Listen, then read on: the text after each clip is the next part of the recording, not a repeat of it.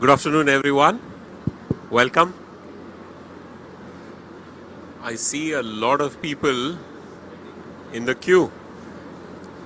Is there a way we can get some more chairs and at least get some more people? But let's start. My name is Ashish Khanna. I'm the Director General of International Solar Alliance. And we have a very important guest, Mr. Lokesh Chandra. He's the Chairman and Managing Director of one of the largest states of India called Maharashtra. Lokesh, would you like to introduce yourself? Yes. So I am Chairman and Managing Director of Maharashtra State Electric Supply Company. We are the largest utility in India and in Asia also. We serve around 34 million consumers, and out of that 30% of our consumption is for the agriculture. We are the most industrialized state. In fact, Maharashtra contributes for 13% of national GDP.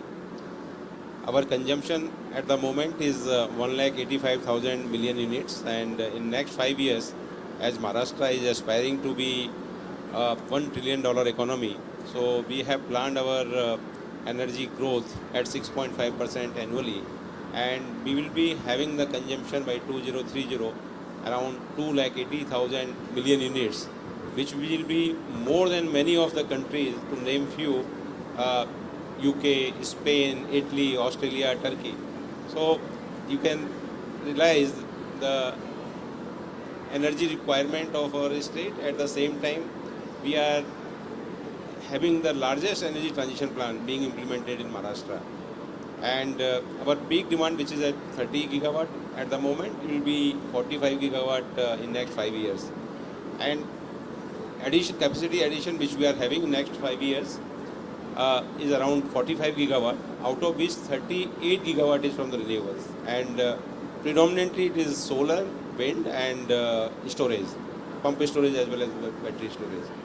So in terms of investment which is required for this capacity plus investment in the transmission lines as well as the distribution sector, this is around 40 billion US dollar in the next 5 years in Maharashtra. Yeah, thank you, Lokesh. Let me, perhaps some of you are not aware of the peculiarities, so let me give you a context. In India, the agriculture consumers use pumps to draw water for irrigation.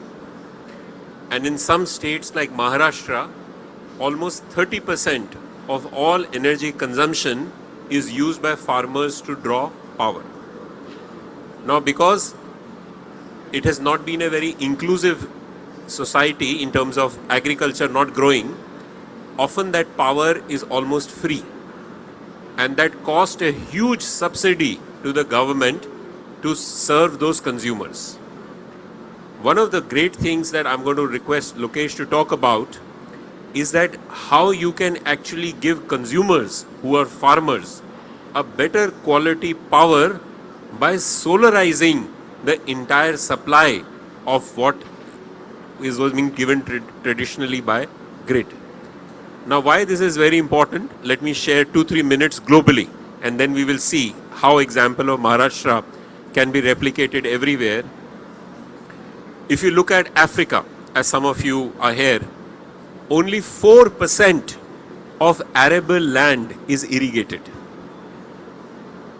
because there are no pumps to draw water even when water is available for growing multiple crops and for getting food security. And unfortunately, Africa is spending $400 billion on food imports. Even in some of the other countries, very less irrigation is there. Solar pumps are 1/3 or 1/4 the cost. And even when the grid, there are pumps that farmers use, that power that they are supplied can be from solar. And that can also bring down the cost enormously. So Lokesh, take the consumers and the users on how you manage to give better supply and save how much money. Yes. So in Maharashtra we have 10 millions of farmers which are having 4.5 million connections in terms of the pumps. As you have rightly mentioned, like other countries, we also have sizable number of farmers which are not having any pumps right now. So in Maharashtra, what we have done, in fact, we used to supply to these farmers during the daytime, 50% time and 50% during the night time because of availability of power and balancing the grid. So there was a demand from the farmers because when we are supplying power during the night time, it causes inconvenience to them. So we have taken a very ambitious program of converting this 16 gigawatt of requirement of energy, which is conventional at the moment. Now we are going for the solar power. And in Maharashtra, in next 1 year, means by December 2026, we'll be having 100% agriculture supply through solar. And what we are doing, we are implementing a distributed renewable energy program, which is of 16 gigawatt. And I think this is one of the largest in the world. The idea is that the agriculture load, which is having substations which have substantial agriculture load, we have identified these substations, and all the feeders which are supplying power to the agriculture are being solarized.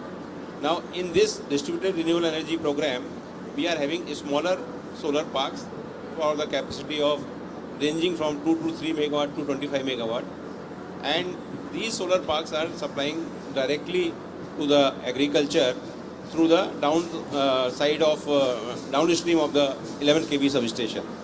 So eventually this power we are supplying to the agriculture is not going through the grid most of the time, and when we have excess power which is not required for the agriculture, we are also having decentralized storage facility. So this will ensure that there is not much impact on the grid, because essentially when you have more power and injecting huge quantum of renewable energy into the grid, it also creates stability issues. So in this program, we have ensured it's a kind of better grid stability we are ensuring, as you have rightly mentioned, clean, reliable and quality power to the farmers. And when we are looking at this is not only model of sustainable development, this is also affordable to power we are going to provide to the farmers. We have a system of cross-subsidization of power tariffs for the agriculture sector, because the tariff which we have for the overall is quite high, and farmers are subsidized by way of cross-subsidy burden on the industrial and other commercial consumers. In this case, we have this power which is a cheaper power. To give an example, our average power procurement cost is 9.5 cents, and in this case of distributed renewable energy it is 3 cents. So annually, which is the burden on the subsidy burden on the government, will be down by 0.5 million billion US dollars annually. And this is also reducing the cross subsidy burden on the industry to the tune of 1.5 billion US dollars annually. So it's a win-win situation. On one hand, we are supplying power, assured power to the agriculture sector, which is also improving their productivity, because now these farmers, they are getting assured daytime power supply, they are having multiple crops. At the same time, we are also ensuring the women are more engaged in the farming sector, because when we are supplying power to the sector in the night, it was difficult for them to work. So we have estimated around 2 lakh women will be benefited by this initiative. This is also reducing the CO2 emissions. We have estimated that by implementation of this program, around 25% emissions will be down in terms of our total portfolio which we are having. So it's a win-win situation. Now the power procurement cost, as I mentioned, is going down.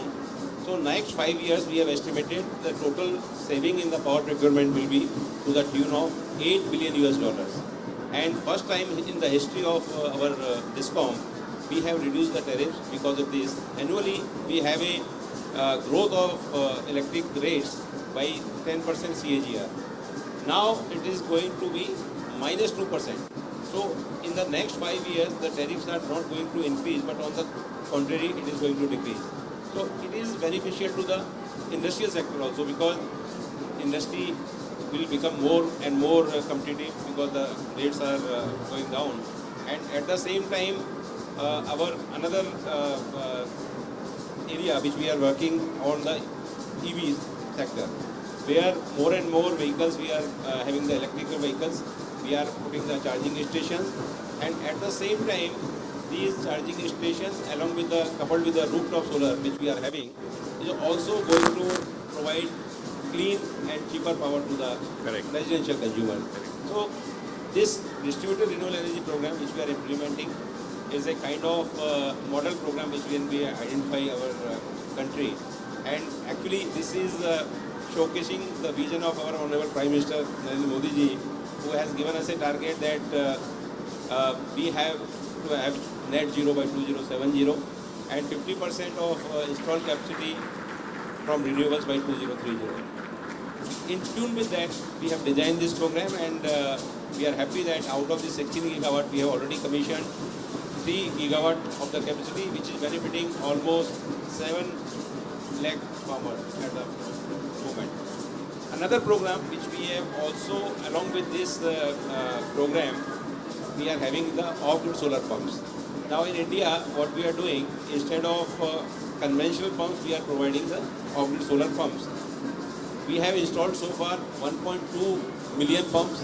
Out of that, in Maharashtra alone, we have 0.7 million pumps. Now, advantage of the off-grid solar pump is like in most of the places where the diesel pumps are being used by the farmers, the cost of running these pumps is very, very high. Instead of that, when you have the solar pumps, you are not getting any electricity bill, number one. Number two, you have during the solar hours 100% supply, means whenever you want you can switch on that pump. So it is making them self-reliant. In fact, the farmers are so happy that they can use the water as per their wish whenever they want in the daytime. Previously, when we were supplying the water during the night time, another issue which we are facing was over flooding of the farms during the night time, because most of the time farmer will switch on the pump and go to sleep. So that was also resulting in wastage of lot of groundwater. So this program has ensured energy supply, clean and reliable power to the farmers. At the same time, we are also saving lot of groundwater. Absolutely.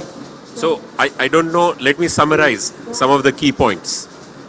One is, we feel with the reduction in the cost of a solar pump, which is solar panels with an efficient pump, are so much lower compared to a diesel pump that we believe no country should now have a diesel pump. And that is a huge potential across all the developing countries, whether you are here in Brazil, Peru, Colombia, Africa, Asia. A small farmer who's spending so much of his income, we were discussing almost sometimes $700 a month is the cost of a diesel bill. And this can be within 2 or 3 years, the entire payback period. Number two, even if the farmer is getting grid-based supply, that supply need not come from a grid from very far away areas of hundreds of kilometers of grid line. All of them can be done by locally setting up a solar PV plant that can be 1 megawatt, 2 megawatt, 5 megawatt. This model that Maharashtra, the state of Maharashtra has done, we believe is replicable all over the world. And as International Solar Alliance with 125 member countries, this is also a way of inclusion. We are here in COP, which is largely talking about how can marginal people, farmers, get the benefit of what is difficult. And here with solar being so cheap, we believe farmers have a right to actually get this technology which is cheap. I'm going to point to the other part, because the other place where the state of Maharashtra has done very well is on use of artificial intelligence and digitization. I'm going to request Lokesh to take you through in short 3 or 4 minutes, because it will be good to see if you have any questions over the last 10 minutes, to take through what are the top 3 or 4 big AI and digitization initiatives and what can the world learn from that. Over to you. So again, in fact, when you are having more and more renewable being integrated in the grid, you have lot of challenges which are coming up. So to ensure that the grid is maintained or balanced all the time, we are using AI tools for modernization of the grid. In fact, we are working for the digital twin with the help of GAP now. In Maharashtra, we have used these AI ML tools for and digitization of our grid for modernization as well as operations. In fact, in the real time, we monitor our all the substations to ensure that all the parameters are good. This digitization process also helped us in indicating from the breakdown maintenance to the predictive maintenance. That is also helping us in lot of saving in the revenue as well as consumers are also getting uninterrupted supply. Besides this, we also look lot of value addition by using these AI tools and machine learning in the load forecasting. In fact, that is one of the kind of successful model which we are running through for prediction of generation from these solar parks. At the same time, we are also doing the load forecasting for every day for the consumption of the energy. It is resulting not only in saving of power, but also we are saving a lot of power procurement cost because we can predict how much power is required during which time. And as I was mentioning earlier, that this distributed renewable energy program which we are implementing is saving a lot of cost for in the next 5 years. Essentially, this was possible due to using this load forecasting tool for next 10 years. So we have done this calculation how we can optimize the cost where this renewable energy which is available in terms of solar energy, wind energy, and what should be the optimum storage facilities which will require. Otherwise, this storage also has a cost and it should not be over subscribed. If you have a more capacity which is not going to be utilized, then essentially your cost will go up. So these load forecasting tools which are essentially real-time data analysis which is also having a lot of AI application due to having advanced meter infrastructure. In fact, in Maharashtra, we are installing the smart meter. Now with the smart meters, in real time the consumer can know the consumption. And the grievances which you used to get previously about the billing and consumption, they are becoming zero. So out of these 3.4 million consumers, we have already installed 0.7 million. And within next 1 year, we are having 100% installation of these meters. So along with this data, smart grids and grid operation using the AI tools, in the real time we will be able to predict the load. This will also help us by way of making the consumers aware that how much energy consumption they are doing, and this data being available to them, they will also have lot of energy conservation because once you know what is the pattern and what time availability of power, and we have introduced actually this time of the day tariff in Maharashtra. In fact, we are the first utility to do that. So that will also help us in balancing the load. Lot of shift in the load during the non-peak hours is going to happen. So it's a win-win kind of situation where we have used these digital tools for the benefit of consumers. Ultimately, the cost optimization is helping us to reduce the tariff. In fact, it's a kind of benefit the consumers are going to get. Now, another area where we are using this AI and ML for better services to the consumers. In fact, we have our consumer grievance center where we are monitoring the complaints in real time, how much time is being taken for the resolution of the grievances, and which are the basically areas where we are getting more complaints to ensure that we have to address the actual issues in the system. And new connections, in fact, again, one thing which we are very happy to do that. Previously, we used to have a lot of documentation required, means 18 to 20 documents for the new connection, which we have reduced down to 2. And the whole process is online, means from the application till the payment of demand and then release of the connection. And we are able to do now in some areas, metro cities, within 24 hours. So definitely the digitization and AI ML tools are helping us in our improving our operation and helping the consumer. Thank you so much. Look, we are here at a COP of implementation. This is not about discussion of a report. You hear from a live case that how can not small 4 million consumers impacting millions and millions of consumers. There are one important element of the AI and digitization piece that I want to say. All technologies will become a lot more important on AI only if you have the processes and systems to take advantage. In a lot of places we work, there are approvals, 15, 20 of them that are required. You cannot digitize a bad process. So they have to re-engineer it to 2 people. Second, I will want to tell you because a lot of you are young, so it's very important to mention this. Our view in International Solar Alliance is 10 years from now, most countries will have millions of people with solar rooftop, millions of people with storage along with solar rooftop. You might be trading power with your neighbor on app. Just as you buy goods on Amazon today, you will be either buying or selling power. That makes the life of a distribution utility very complex because suddenly they are having millions of people who are buying and selling power of where they are working. Therefore, they need digitization. Because if they don't do digitization, they will not know who are the people who are buying or selling power. They will need to have storage at the distribution as well. And therefore, this is the future, a lot of you. Now, I'll also tell you one more thing. If you are an engineer, mostly you study electrical engineering or you study computers. These worlds will collapse.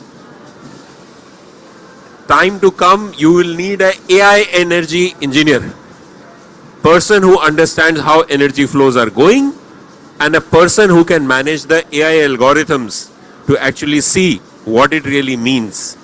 Because today's world has either AI specialist or electrical engineers.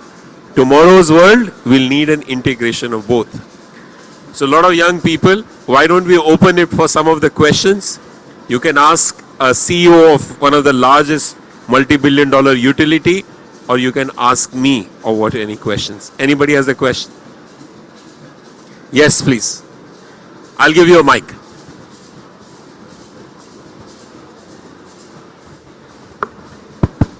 Yeah, thank you very much, Lokesh, for sharing the success story from your company, which is very much appreciated. I wanted some bit of clarification. I'm coming from the power industry also, from Zimbabwe. Yeah, I wanted you to just share a little bit in terms of how we are handling issues around intermittence and variability of renewable energy. Because in your presentation, I think you mentioned a lot about wind and also solar and storage also. And storage also comes with issues around cost. Because I know batteries are not cheap at the moment. I don't know in India. But I think we may need to shed more light on that, whether you are absorbing that extra cost without passing it to your 4 million consumers. And then the last one would be around, you never mentioned anything to do with fossil fuel. Are you completely taking it out of your own model in terms of maybe coal-fired power plants and even oil-fired power plants and so forth? Thank you very much. So, in fact, you have rightly pointed out that the intermittency of the renewal, that is the biggest challenge that you have to handle. So, at our utility level, what we have done, we have calculated how much storage is required, because when we are adding solar and wind, in our state, wind is complementary to solar because we have more wind during the peaking hours than in evening, morning and then night hours. And solar essentially during the solar hours. So when we have excess generation, we are now putting almost 30 gigawatt of solar plants. Out of that, this 16 gigawatt is basically distributed renewable. So we have done at 2 levels. In fact, the design of the whole program, the beauty of this program is that it is also taking care of that lot of storage is not required. Because when we are having the agriculture load, the main requirement is during the daytime. And when the power is available from the solar, we are using it directly. As I mentioned, we are feeding this as the downstream side of the 11 kV substation. And we also found a solution because we are also putting the distributed storage along with these solar parks. So whenever this energy is not required, it is stored and used for peaking power. Now, the calculation which we have done, if you put everything in the storage, then it will be very, very costly, as you rightly pointed out. But we have done the calculations based on our load forecasting and load prediction software, the algorithm which we are having. Then adequate storage is required. In our case, what we have done, we have the battery storage and we also have the pump storage. Now, almost 20 gigawatt hour storage we are putting. This will be, I think, one of the largest pump storage execution being done globally, in fact, again. So, this will help us to reduce the power procurement cost. In fact, we have done the cost optimization.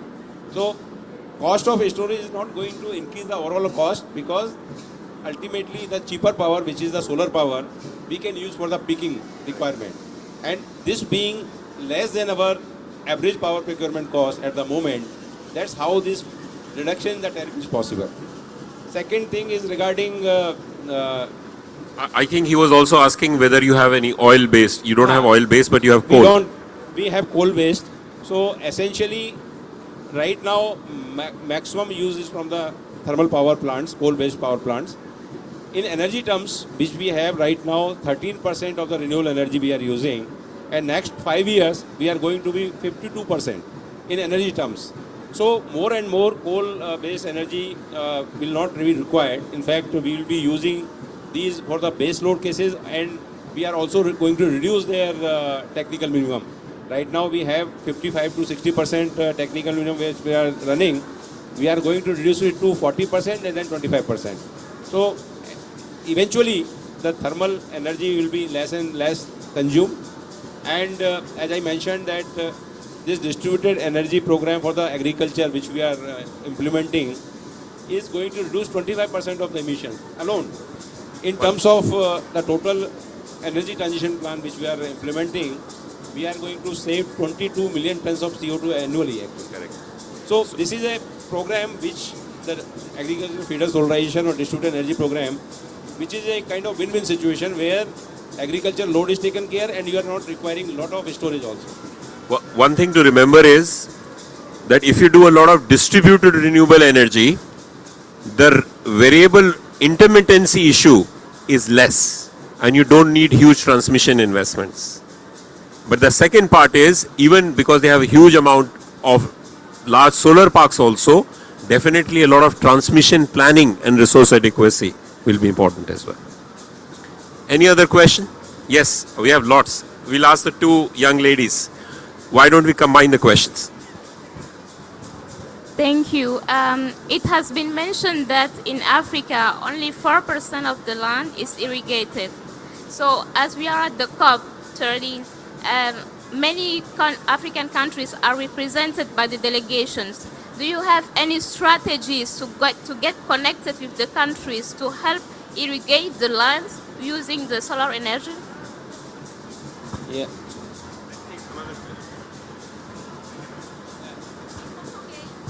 Portuguese. She wants to ask in Portuguese. She'll ask in Portuguese. I'll take no question. Let's understand.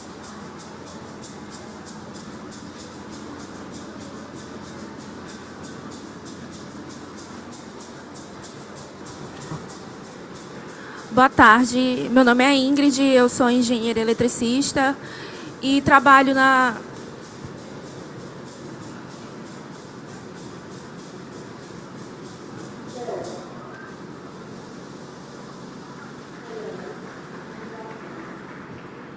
Boa tarde, meu nome é Ingrid.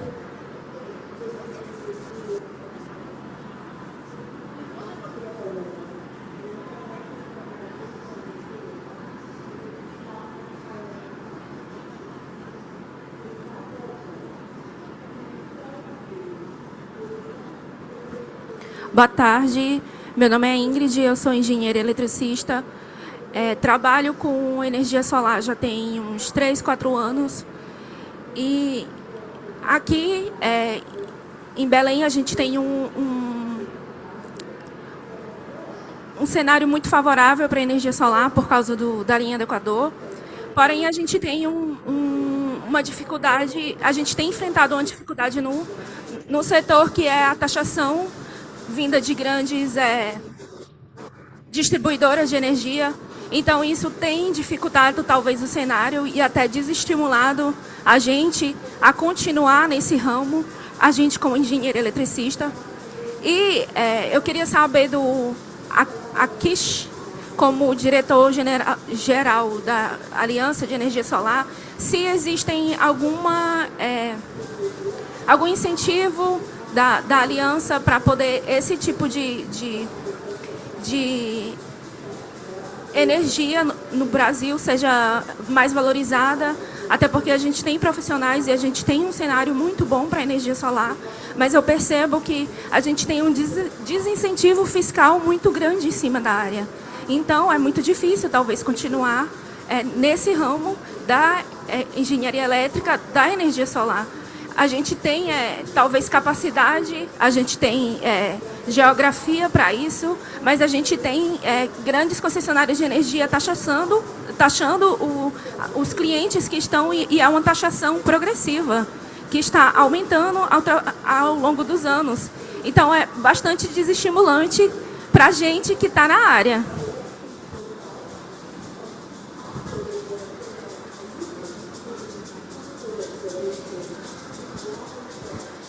Okay, thank you. Let me first start the first question. Absolutely valid point. We would like all youngsters and policymakers to first, in your own countries, treat this as a very important policy perspective. We are going to do that in International Solar Alliance. I have met maybe 30 African ministers, 3 heads of states, who have asked agriculture and solar irrigation to be their priority. Now we are in the process of either sharing best practices like Maharashtra. I will like Lokesh to go to Ethiopia, Ghana to explain how this business model works, and then we have to create business models for those specific countries because each country is very different. I must confess, in India, the government, because of their budgetary stance, gives a lot of subsidy for the solar pumps. Almost 80-90% of the cost. A lot of African countries don't have that much of fund. If they are going to give less subsidy, then the market needs to finance it as well. Those are the solutions we are in the midst of helping African countries do. But this is going to be a big initiative at COP, at others, that how can solarization of agriculture create livelihoods and farms. This is our commitment. Let me answer the second question. Each country has often lots of import duties on solar, which is the case in Brazil as well. Now that increases the cost. In some countries, in order to address, they also encourage local manufacturing. So I'm first asking from a fiscal perspective that any government who wants to do large solar program wants to do as much manufacturing is possible within that country. That sometimes can increase the cost if you are importing. The second part of your question is how can you make it more incentivized on local applications. Now that on the distributed renewable energy is very important. So lot of countries for the marginal sections of society give subsidy. What does that mean? That if I'm a poor farmer or a poor person who has a consumption which is very low, then 2 or 3 kilowatts of rooftop is subsidized to some extent. In India it is 30%, 40%. In some other countries it is more. So I think subsidies should only be for poor and needy, not for everyone. And the fiscal side of taxes are a very important consideration for the government to increase local manufacturing. third and final thing, in a lot of countries, solar projects have come, but they're not getting dispatched. Dispatch means their energy is not getting into the grid because either the transmission or distribution connection is not there, or the dispatch person, the system operator, prefers hydro and coal to be dispatched than renewables. Now we are working in different countries where renewables, especially solar, should be a must-run station. If you are available, you must be dispatched. Lokesh, anything to add? I think in this scenario, the IS's role becomes very, very important for sharing these best practices as well as the policies. In fact, you have rightly pointed out that each country has different policies, but definitely the policies which can be pointed towards the weaker sections or the needy person definitely can help. In fact, for the solar, the must-run status will help everybody. Correct. It is going to lower the production cost of power. At the same time, the consumers will be benefited. And cost-wise, in fact, you are rightly pointed out that for a normal 3 to 4 acre of land, the farmer is spending around $700 to $800 every month for the irrigation. Annually, if you see the total expenditure is quite high. And if you see the cost of pump, which we are having in India, is almost $4,000. That's all. So payback period is very less. In fact, you can recover that total cost in a year itself. So there is a need for some kind of financing arrangement where these farmers can access to that financing and then can take benefit, and definitely this whole expenditure can be recovered in a year or so. I know we are above time, but madam, last question to you. You wanted to raise a question. Eu estou interessada em compreender como é que vocês conseguem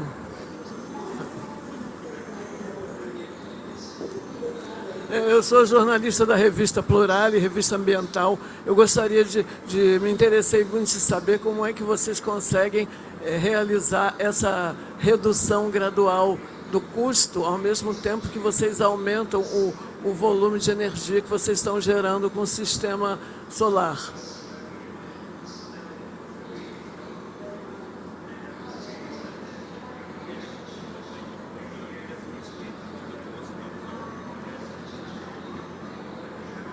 So, when we are having the conventional sources of energy from which we are supplying the power, our procurement cost is around 9.5 cents in India. Now, the solar power which we are getting, we are doing the bidding, we are procuring it from the developers, and as the cost of panels has gone down, at the same time the battery costs are also going down. In fact, the battery storage cost is going down. The trend is downward. The calculation which we have done, as I mentioned, we are getting this solar power for 2 to 3 cents. Now, only issue is that it is available during the solar hours, and you need power 24/7. So, along with this storage, the solar energy which is at the 2 to 3 cents, the additional cost of the storage comes around 3 to 4 cents. Now, if you add these two, the overall cost of procurement is still less than our normal average power procurement cost. So that's how, over a period when the volume is increasing from the renewables, as I mentioned, we are going to have a renewable energy which is currently at 13%, it will become 52%. So you are replacing higher cost power with this lower, cheaper power, which is also a clean power. So this is going to reduce the overall procurement cost. Secondly, it is also going to help us reducing the capital expenditure required for the transmission lines. When we have a huge solar parks, you have to have a huge investment in the transmission lines. That is also becoming a constraint because transmission lines also take some time to execute, get the lines in place. So in this distributed renewable energy, what is happening, we are feeding the energy at the basically connected load at the origin only. So we need not to travel this energy through the grid. So reduction in the transmission line cost is also helping us in reducing the price. And at the third most important is this is also helping us reducing the AT&C losses, aggregate technical and commercial losses, which happen when you inject the power over a long distance in the grid. This is also reducing that. So overall, in terms of power procurement cost, transmission cost, and losses, we are reducing. So that's helping us reducing the tariff. Thank you, everyone. I know you have more questions. Maybe we can take it separately. But we are since we are 12 minutes above. Thank you so much. And let's all do a lot more solar. Let's all do a lot more technology because the world needs it. Thank you. Thank you so much.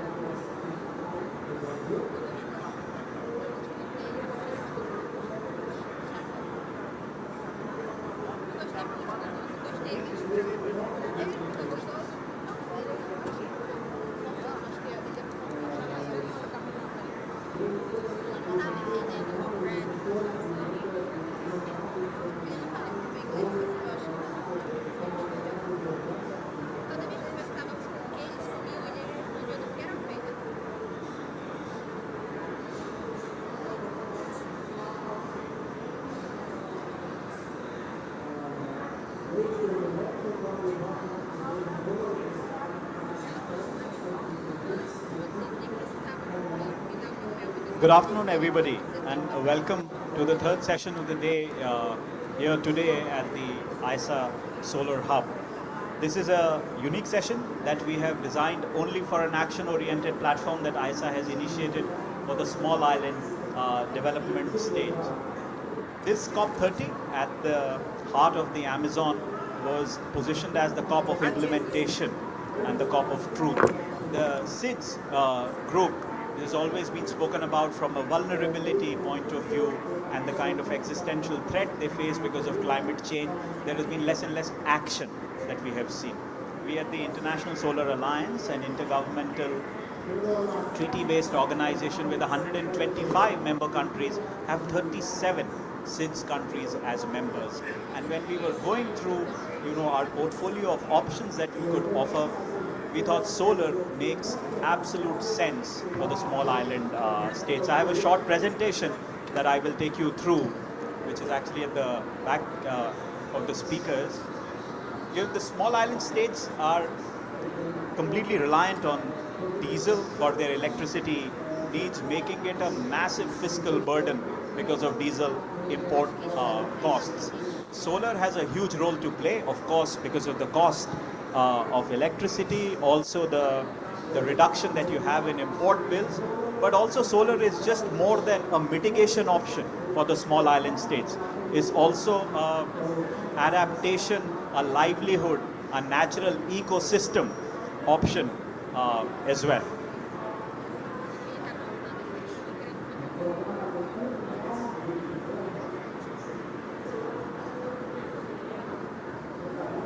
Oh, sorry, I didn't want to move to the next slide. I think the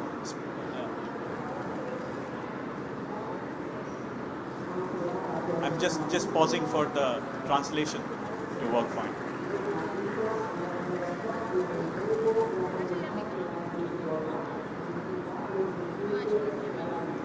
Now, of course, the challenges to transition are phenomenal. SIDS are across a variety of economic transitions as well, with high per capita income in some to very, very poor access to resources that are available. That's where we thought of introducing a SIDS platform, which is nothing but a digital marketplace of solar IPPs of utility scale solar plus storage to aggregate demand, bring about scale in costs, and then take it forward to implementation across a variety of countries. Why is this beneficial? It's a fiscal stability concept. It's a reduced diesel dependency, moving away from fossil fuels. It has all the co-benefits of SDGs, climate change, both the mitigation and the adaptation aspects that come in together. It enhances data-driven policy making and decision making, and looks at capacity building initiatives and readiness as well.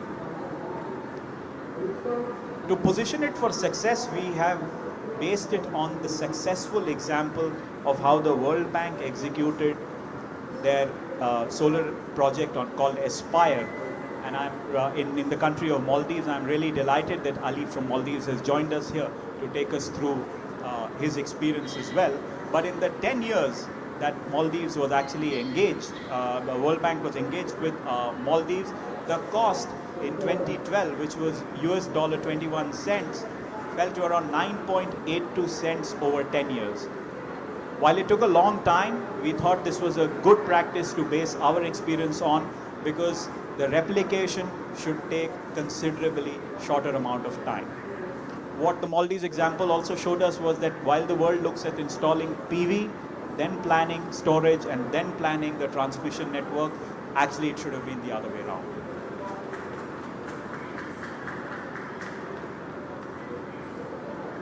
I can't see the slides.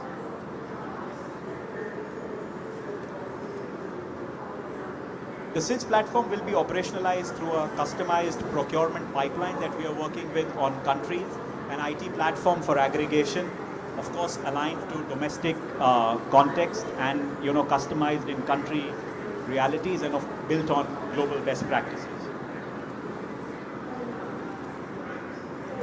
We then went through, since April till where we are today, 3 regional consultations and 1 consultation with all our member countries in New Delhi, starting in Latin America and Caribbean, in fact actually Sri Lanka, with the Asia Pacific meeting in April, followed by a consultation with the Caribbean islands in August, and then bringing them all together in Delhi. And we got the intent letter signed from 19 of the 6 countries who were ready to move on to this centralized platform for procurement and starting the exercise there. I will skip through this in the interest of time. As an institutional arrangement, one of the things that was highlighted to us will come as a challenge is that when you go on to centralized procurement systems, there has to be a buy-in from the local governments. So how do you get together a group or a technical committee or a steering committee which has representatives of these countries that can own the centralized process?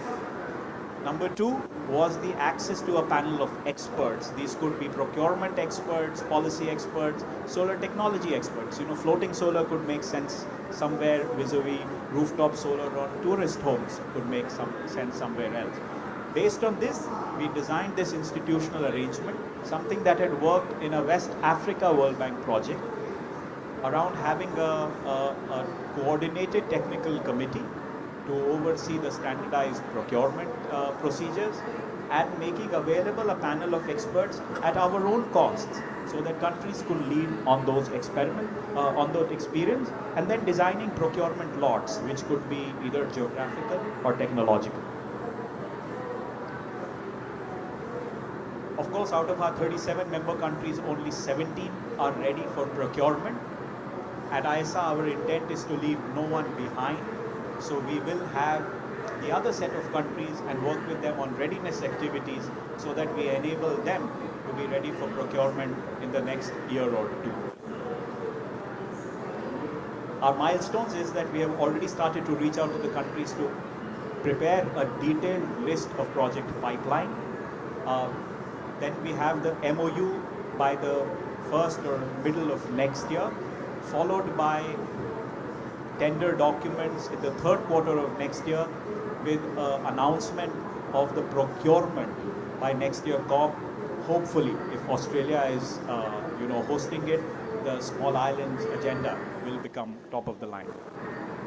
Today we have gathered here to have an operational discussion, and I have a stellar panel today, moderated by my Director General, Mr. Ashish Khanna. So sir, without further ado, let me hand it over to you to take it forward. Thank you. Thank you, Karan. Let me start by asking people who are here, how many of you are from SIDS? Okay, of course the panel here is, of course. How many of you know what SIDS is? Okay, it's very good. We have an audience on which this level of discussion is.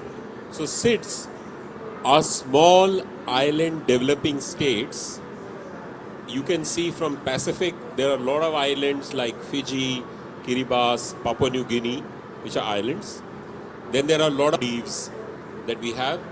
And then in Caribbean, we have Dominican Republic, Dominica, St. Kitts, Barbados. So all of them. What's common in them is almost 85% of all their energy comes from fossil fuels, which means diesel, heavy fuel oil, which cost at least 4 to 5 times of solar and storage. Why are they still doing it? Some of these countries, unfortunately, are spending 8% to 13% of their GDP, not only of the budget, on fossil fuel subsidies. Some of the young people here, let me tell you, some of them are spending 5 times the total money spent on education in those countries just on fossil fuel subsidies. When the technology is so cheap, where you can do solar and storage now, it is criminal to actually continue to have systems only based on diesel. What they have been saying, rightfully so, we know the problem. Stop telling us what the solution is. Help us implement. And therefore this platform, and I must admit my own journey is very evolutionary. When we went to our Asia Pacific meeting with Pacific countries, we went in not knowing whether they will be keen. And 5 of them signed a political declaration to work together, including then 3 from Asia and Africa. When we went to Latin America and Caribbean, we were not sure whether they will be interested. 9 of them, in a day's notice, signed a political declaration to come together. And therefore we have 19 countries saying, now let us do it together. I will summarize what Karan mentioned, what are the benefits of doing it together. First, you learn from each other. Because all of you have the same problem, that islands have diesel, they can have solar and storage at a fraction of the cost to do the same thing. Second, you need to have scale. Because large private sector does not want to do small projects. And then the scale will also lead to reduction in costs. And finally, when you do it together, you can do it in a way that is sustainable.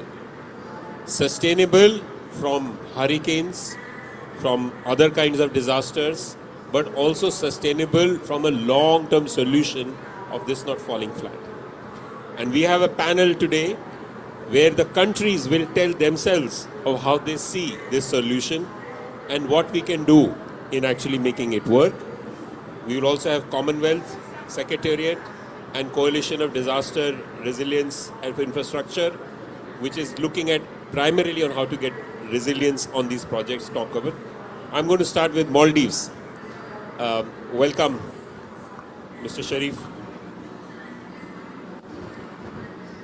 So, Mr. Ali Sharif, you have the honor of doing the project, which is in some ways the inspiration, the 11 megawatts of solar and storage.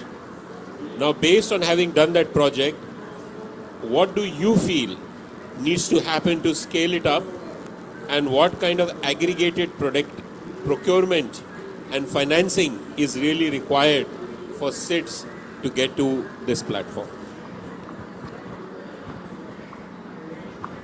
Can you hear me? Can't? Okay. Because I hear myself too much. Yeah, first of all, thank you. Thank you for inviting me to this panel. I think by seeing the turn up of the audience here, I think, you've done quite a good job, and then it sees a lot of interest, in this technology, and I'm really happy to see that. But I was kind of, disappointed as well to see that very few hands came up when he asked about what a SIDS is. Anyway, that's okay. I mean, coming from a small island means, really small. I mean, I'm coming from the capital in Male. The capital is like barely 5 square kilometers. Barely 5 square kilometers. That's really small. And just to give a bit of narration about the Maldives. We import everything. we import the fossil fuel to meet our daily demands. And looking at the statistics, even last year, I remember that, the government was spending about $100 million to purchase fossil fuel. And that's something like 8% of our GDP. So 8% of our GDP is spent on producing the electricity demand which we need. And by the, we are also developing, so similar to other developing small islands, the demand for electricity keeps on growing. And when these demands really grow, our emissions grow, the space which is required to install these generator systems is also, very few. So we feel that, specifically you put the example of putting this 11 megawatt system, which is quite beneficial. I think and that would be the largest system which we'd be putting in for now in Maldives. Because currently the largest system which we have put is, I think it's 5 megawatts, if I remember correctly. So this is kind of doubling what we have done before. So this would be an enormous project, and that's happening in the south. The 5 megawatt which I'm speaking is, of course, based in the capital, but the one we are putting that's coming in south. And the beauty of that particular project is, of course, that's coming with the battery storage system and everything. That's like a complete system. And I haven't got the statistics of about how much we would be savings which is made on. But if we compare that system with the one that we have in the center, if I'm not wrong, from that 5 megawatt system, I think we save few rounds of millions of rupiah per year. So the story here is, every dollar that we save on putting in these solar systems, that money could be used in alleviating the other sectors which is more needed. Like the education systems, the health systems, even our coastal systems are, jeopardized with the rise in sea levels and whatnot. So those money which we save on putting in the, into the generators, the money we save could be, put in a much better use, actually, I would say. So that actually becomes a huge savings on the national budget. And the other thing is, the financial systems. When we started, we have been putting the solar systems. I remember, when this World Bank project started, actually I was in the very beginning of, when this Aspire and POISE program was formulated through the CIF. And, by then the solar panels was, I think, we had to spend about $4,000 per kilowatt to install the systems. But now, those systems has come down quite low actually. But still, initially that was coming from the public financing. But now with these new financing schemes coming in, we have been able to, utilize the private sector to come in.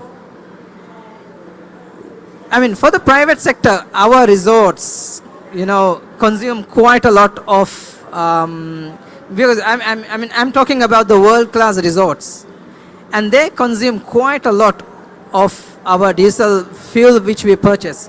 If you look at our national emissions, that 64% of the emissions is by the tourism sector. Imagine the amount of fossil fuel they'll be using, not only for the power generation, of course they use for the transportation as well. So with the private sector, if they see that, a good financial scheme to be backed up, then they would, have the incentive to purchase, use their own. So within this, what we experience the most positive is, if there's a guarantee system, coming in, whether that's from World Bank or from anywhere, then they are more willing to open up and to put their money on the table. Why? First thing is, yes, they are not very sure about the government reliance when it comes to the national sovereignty to put as a guarantee. But if it is a World Bank or a other more trusted source which is going to back up their investments, then they are more happy. That was what we did for our 5 megawatt system. The World Bank gave the guarantee, So it was a private investment which came in, and then it brought down the production price from, I remember initially it was 25 cents, and even that project came down to 10 or 9 cents. So that's a huge reduction actually, compared to what the government would have spent on producing. So I think, and then I would put on the some comment on the procurement system. Okay, right now, with the procurement systems that we have in place now through the World Bank, of course, it's going through, I remember I was involved, I was overseeing as a director of one of those projects, and I remember, from the time we put the announcement and the time the actual investments or the actual construction starts, sometimes it's taken over more than a year. Of course, we are talking about the private sector money, because these are very serious money which we are talking. Of course, that has to go through very rigorous systems. But still, I feel that, if we can reduce 1 year through this kind of, central procurement systems, and of course, from the government side, we'll do what we can do to convince the finance ministers and whoever to, use this kind of pooled system, so that it will, I feel that, it will reduce the time that it will take to procure. The amount of time that we save is the amount of money that we'd be saving in the future as well. So thank you. Thank you. I think very well said, Mr. Ali Sharif. You talked about the importance of private sector. Please do understand that solar 99% plus global investments are done by private sector. So in the SIDS, we actually want private sector to come in, invest in. He spoke about the importance of some risk mitigation to allow private sector to give a lower bid, and he spoke about the speed of procurement. All three very valid points. Let me go to the Caribbean and Ms. Pamela Abiru, who's the head of mitigation on National Council on Climate Change and Clean Development Mechanism for Dominican Republic. I believe the Dominican has also done an Azul solar project, which includes solar plus storage, and that's also a great example of almost doubling the capacity between 2020 and 23. Now, in your opinion, to meet your target of 25%, what innovation would you like to see in the SIDS to actually achieve your targets, and what is the value proposition you see? Thank you so much for the opportunity to speak here. One of the things I wanted to say first was that you say in common, normally islands have a dependency on fossil fuels. But apart from that, another common thing is that most of them import them. So parting from that scheme, we are in the Dominican Republic looking for using our resources. And as you mentioned, in their country we have more than double our energy, renewable solar energy, renewable capacity. On 2019, we had around 540 megawatts installed, and we increased up to 2,000 megawatts installed of renewable, which is a huge effort that we have made through corporations. He mentioned SIF. SIF is actually one of the elements that we have been using to increase the financial investment. But at the same time, there's like a precedent or priority. The president of the country is always looking for being more ambitious all the time. When we talk about SIDS, we have to consider resilient infrastructures, and that's one of the things that I believe that's why CDRR, one of our cooperative partners, is here. We have to think about not only how good or effective is the system, but also how resilient. Recently, we had a flood with a Hurricane Melissa that was devastating on the Caribbean, and for 4 days there was like probably problems with the water management, and recently we have a problem with the light system went off completely. So even though we have the renewables, and even though there was fossil fuels at the same time, there was a problem on the system that the countries stay for 1 day without any kind of energy. So we have to consider, when it comes to the SIDS platform and when it comes to attracting investment, how we can actually create systems that are not only are renewable, that you have the storage, but they are resilient to the different conditions and issues that the countries, especially SIDS, face. So apart from that, we believe that that's one of the key elements when it comes to creating something more valuable in the future.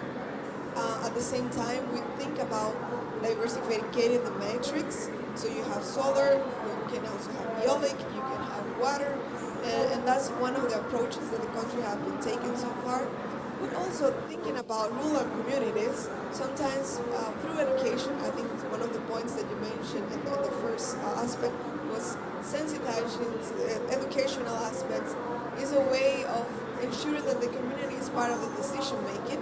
Also, when you would like to track the investment, but also doing the infrastructure implementation. So they actually being involved in the system, you create more jobs. That's a way of promoting it in the country. Other aspect is storage. We still lack a lot of storage in the Dominican Republic. We can attract, we can produce it, solar, we can produce electric. Still, there's this lacking of storage. And that's one of the way forward. By 2028, the country is seeking for the 4,300 megawatts installed. It's already been in operation, so they are starting doing the concessional and all the processes to ensure that. And as I said, the president had already this priority. So one of the targets that was set that by 2025 we should have been able to have 25% of renewable at least installed capacity in the Dominican Republic, and we achieved that on the 2024.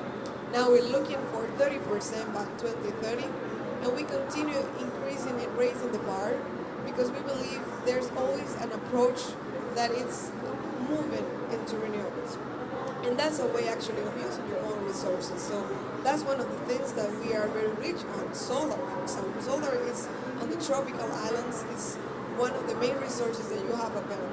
So looking ahead of how can strategically you can actually use these resources is the way forward, but engage the community and continue having this strategic partnership. This is really important for us. Thank you. Right. Thank you so much. I think you raised the question of resilience that I'm going to come to Amit about, but also about the long-term planning of aspects. So Amit, as given CDRI's core mission of strengthening climate resilience infrastructure, how can a SIDS platform, which is looking at a digital procurement tool, take advantage of the knowledge of CDRI? And my question is, if you can answer that both in terms of the actual procurement, but then in terms of the asset maintenance and asset management as well.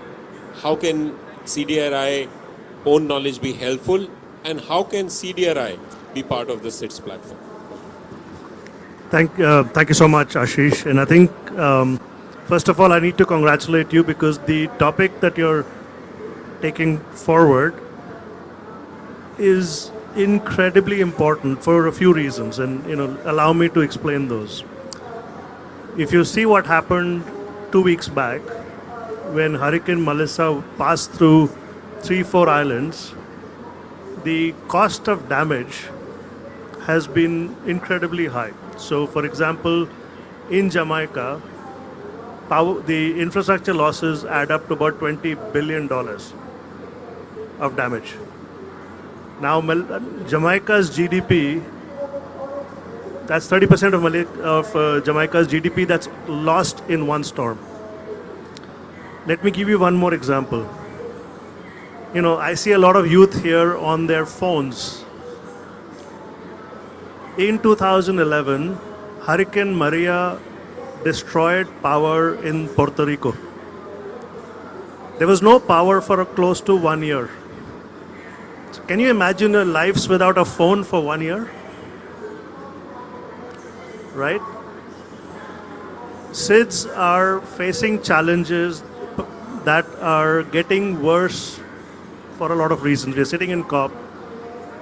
Cyclones intensities are increasing. So if you talk to Jamaica, they were planning for category 4 storms. Well, Melissa broke all the records when it came to wind speeds.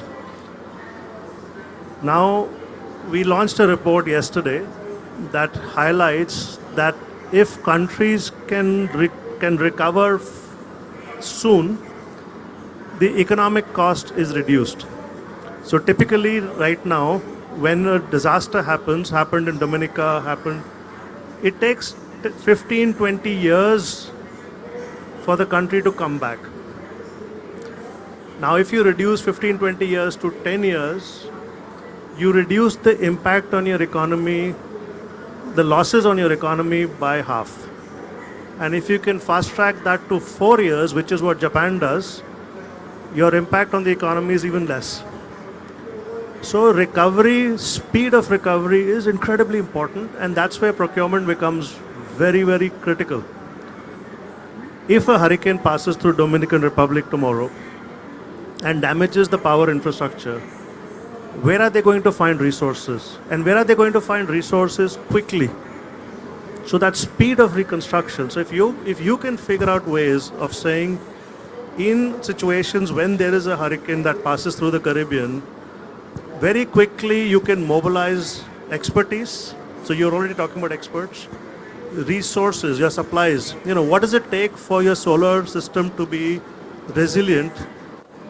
I'll come to that in a minute. So, the procurement side is actually post-disaster. But at the same time, when you think about energy resilience islands, solar you may find maybe easier to rebuild compared to some of the other technologies.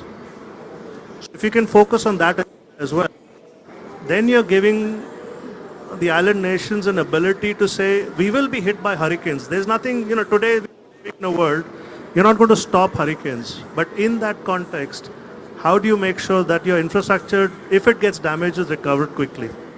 Now, when you're planning your infrastructure, the long-term planning part, and you're saying, if my island is 1 million people or 2 million people, what are my energy needs?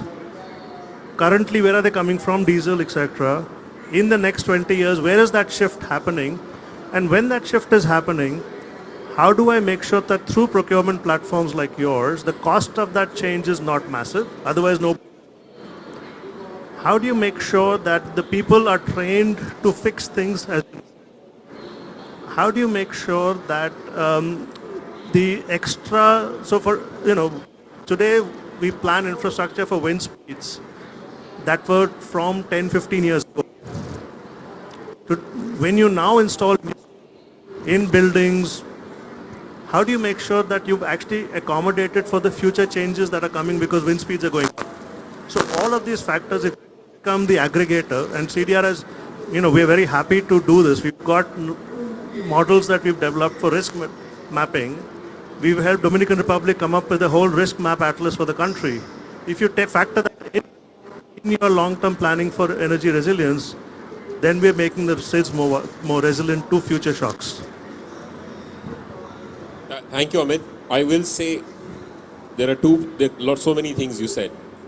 First is your procurement specifications need to allow for civil structures that can account for increased wind speeds, hurricane speeds, and others.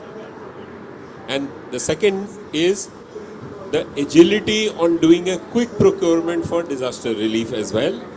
And third, I think often that is unfortunately misplaced, do the procurement in a way that the maintenance of those assets is taken care of as well. Yeah, absolutely. And the first part of that is also make sure that the codes that you're building to are accommodating future risks.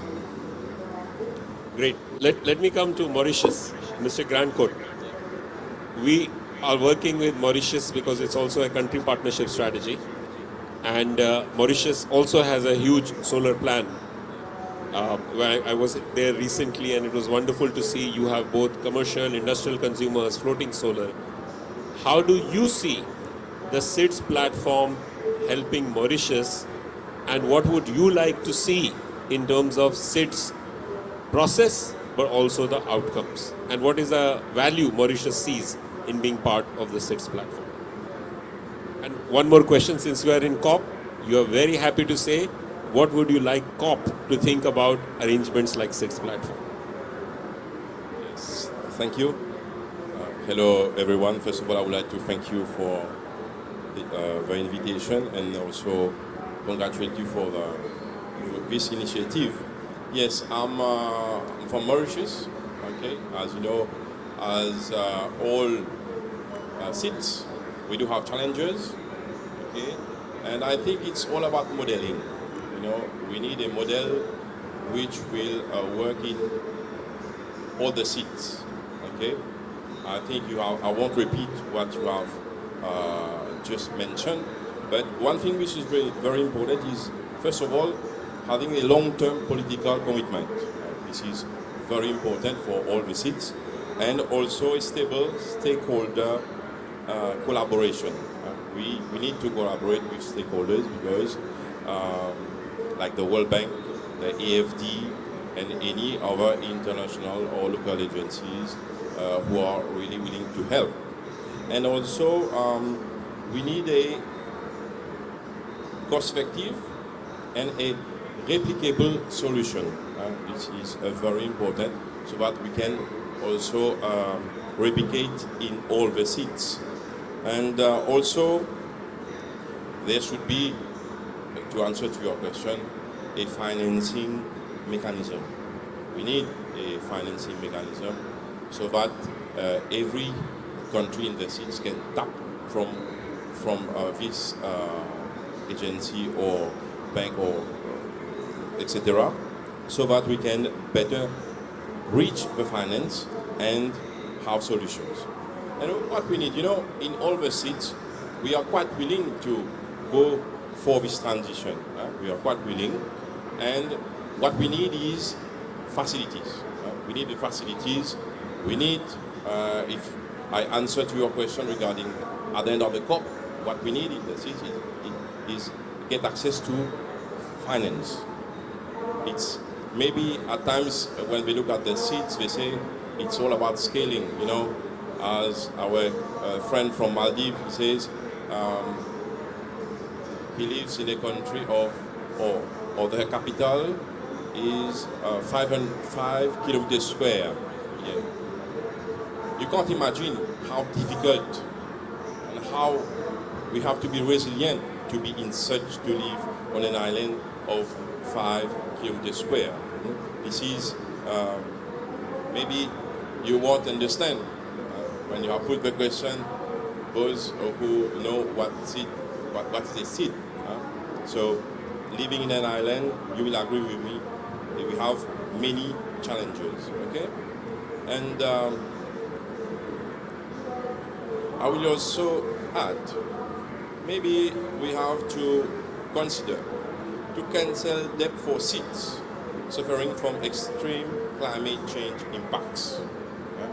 This, we have to go for another level to discuss about cancelling our debts, because we do face difficulties, and the seats, they are those islands who pollute the less in this world we are living, and this is important. And I think also we need to introduce specific impact assessment and funding criteria for the seats. Our criteria, for example, for a big country, as far as finance is concerned, it is different. So we need to have specific criteria for the seats, because we strongly believe that we need help. And also, we need to promote policies and regulations designed to enable self-sufficiency at community level. This is very important. In Mauritius, we have both. We have at national level, that is big solar farms, for example, and we do also have solar farms at community level. It is very important to get the community involved and to get this sense of accepting that technology. Because we all know when the people participate, it is more sustainable. So I believe that, first of all, we need finance, we need one modeling which we can replicate in all the seats, and also have the commitment from other stakeholders, banks, etc., and also get the community involved in the whole process, that is the transition towards clean and renewable energy. Thank you. Thank you. That was a grand statement by Mr. Grandcourt about the importance of political will, the importance of financing, importance of communities. I'm actually going to go to Mr. Yadav now, who's from the Commonwealth Secretariat. And most of the SID countries are members of Commonwealth Secretariat. How do you think Commonwealth Secretariat can play both a convening power, maybe harmonizing of some of the standards and learnings?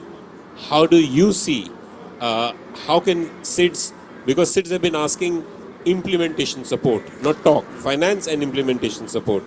How do you see Commonwealth Secretariat can be a part? Thank you. Thank you, Ashish. And first of all, before I say anything, please give a big round of applause to Ashish and the ISA. Then I'll tell you the reason why I'm asking. So please. The problem of SIDS you have heard from the SIDS representative, and it's there everywhere. If you Google it, you will find the challenges. And challenges are economic, challenges are political, challenges of debt, challenges of hurricane, disaster, fuel, subsidy, all multiple challenges. If you think of any challenge in life, is there in the SIDS. I have been to SIDS in Caribbean and the Pacific.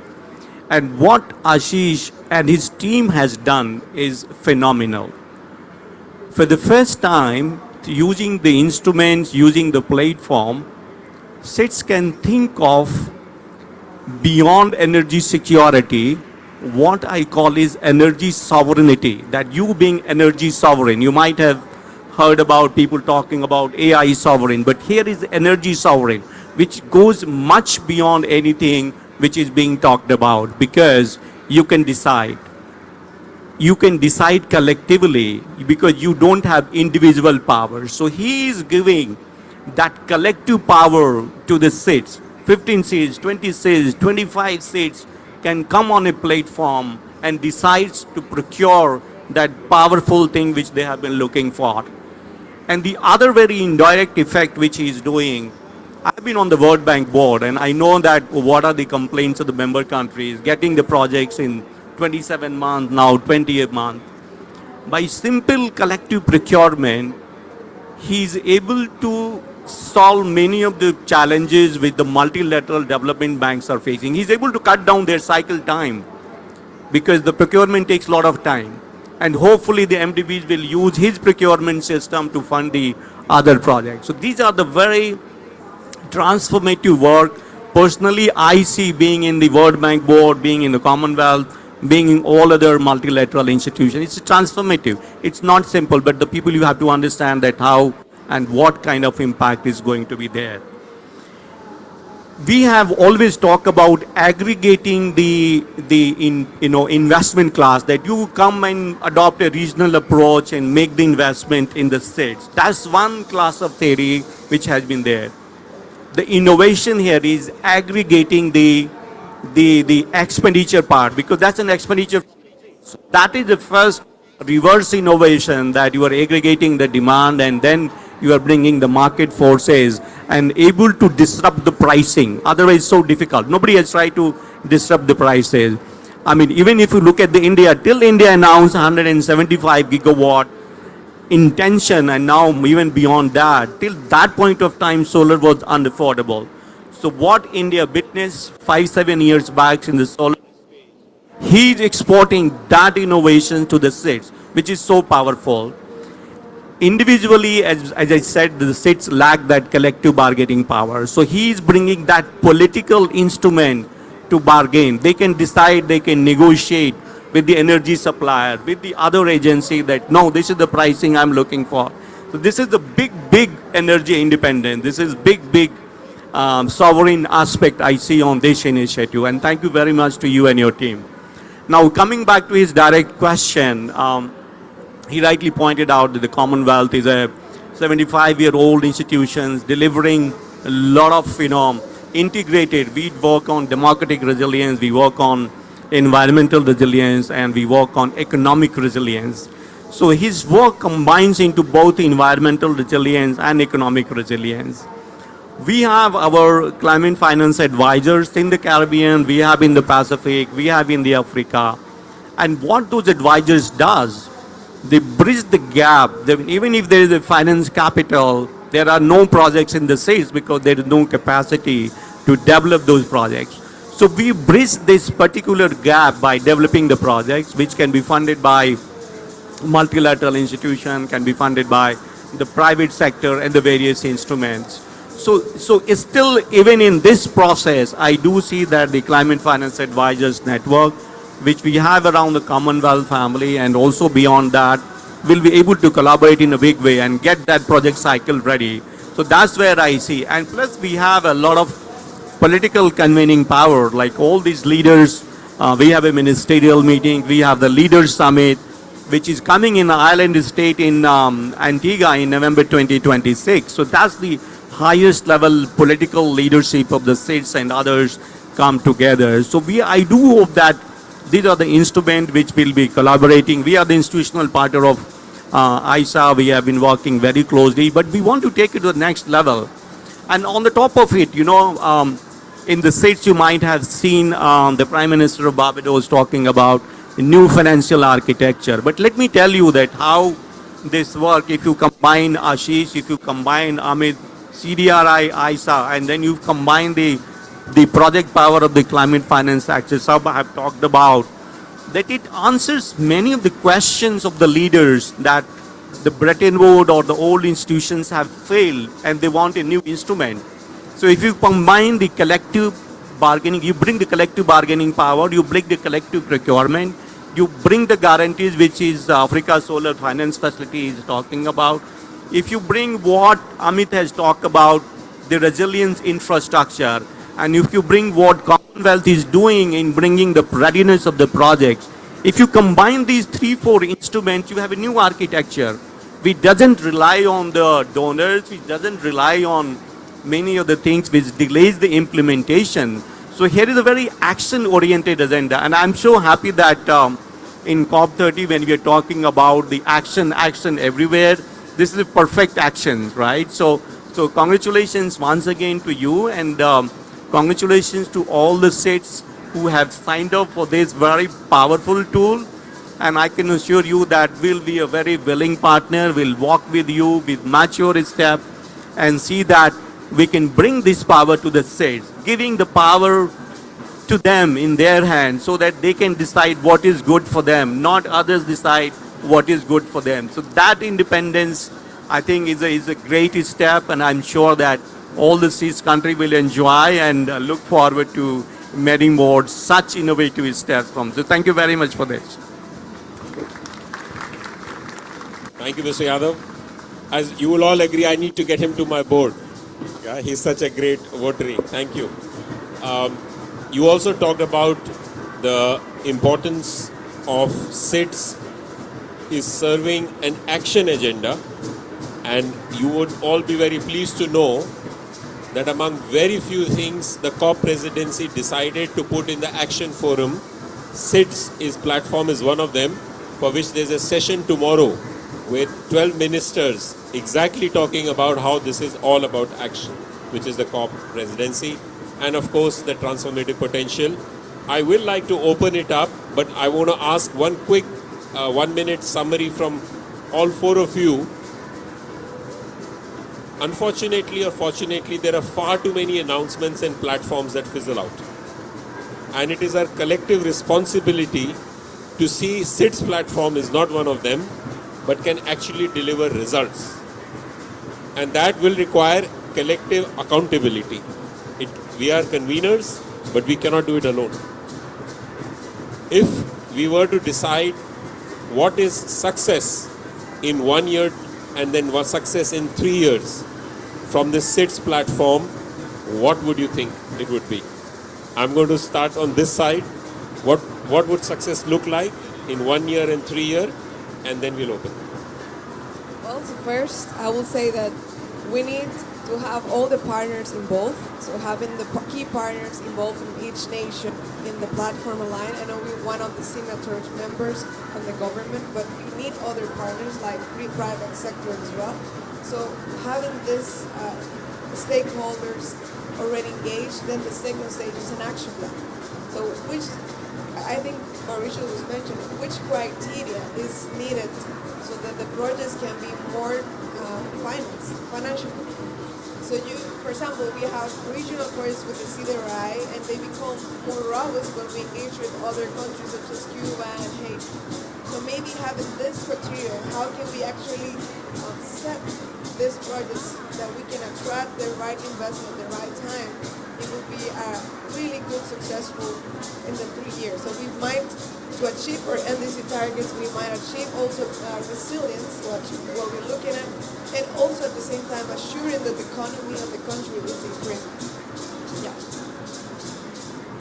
Yes, thank you. I think we first of all need to identify all the key barriers, okay, that can prevent us from reaching our objectives. But I do agree with you that we have to get united, okay, and speak the same language. And I know your effort about that endeavor, which is of course we see to we appreciate. So I think a common action, a common strong action is very important for the next step. Amit, what would you think? I think very quickly proof of concept, because I think one of the things we've all seen, and you said it, right? Ideas come, announce, and sustaining them is not the easiest thing to do. And so what can you demonstrate within 1 year, which can then be scaled up by 3? So if having very, very clear, if the procurement platform can demonstrate, and I know you've already got early signers, so if you can take them and say 1 across every region or 2 across every region, if you can demonstrate that in the first year, then you'll see multiplier results by the 3rd year. I think the first step has already been by strong interest from the states, which is itself is a very powerful symbol. The other one, I will say that the adoptions in the practice by the those countries in actually going forward and coming to take it up in their energy demands using these platforms.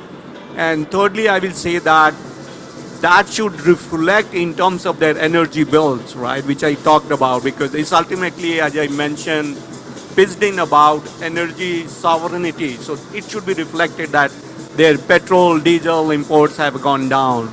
And lastly, this entire ecosystem is about creating a business model. And in the SIDS country, the young people are at the heart of everything. Try to see that how young people latch it up and generates more entrepreneurial activities in an offshoot of this model. So that shows that this system is embedded not only in the government, but in the young people from whom we are talking about the climate justice and ensuring intergenerational climate justice for the years to come. So these are the parameters which I think I'll be looking for. I'm sure that the way you have shown anybody, I will say you please make this video and send it to the young states in the country, because I got my renewable energy in 92, 94, and I saw that all his knowledge which is acquired, he has put in all the work. So please do make a video and send it to young people so that it leads to more entrepreneurship, more startups in the states countries. So that's how I will look at it, Ashish. Thank you. Thank you. I can also say from our side, we would like that among the 19 SIDS countries that have really signed the pledge, and I will tell you what may sound like a small thing, but it's a very big thing. Each country is having their own national procurement law, which means that only they will decide what the procurement should be. But they're saying, no, we will supersede a national procurement law for a joint procurement. It's a very big thing. Sometimes it requires a parliament approval in some of the countries. So that's the level of political will we are seeing. We have to translate into the first procurement bid being launched in next 6 months. Because the proof of the pudding is only when a market sees a well-prepared procurement bid of at least 5 6 countries leading to multiple programs over next 3 years. And in 3 years, at least 2 phases of 3 to 400 megawatts as their own should have been commissioned. That's an ambition that we are all collectively having.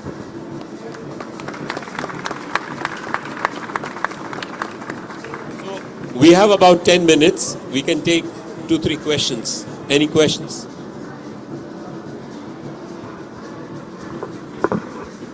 The music is very interesting, but let's just think about 1 or 2 questions.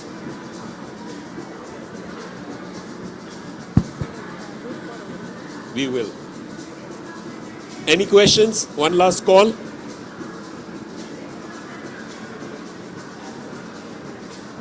Great. Thank you very much. And keep everyone together, because whether it's the young people, the private sector, the government, all of us are in together in making this happen. Thank you very much.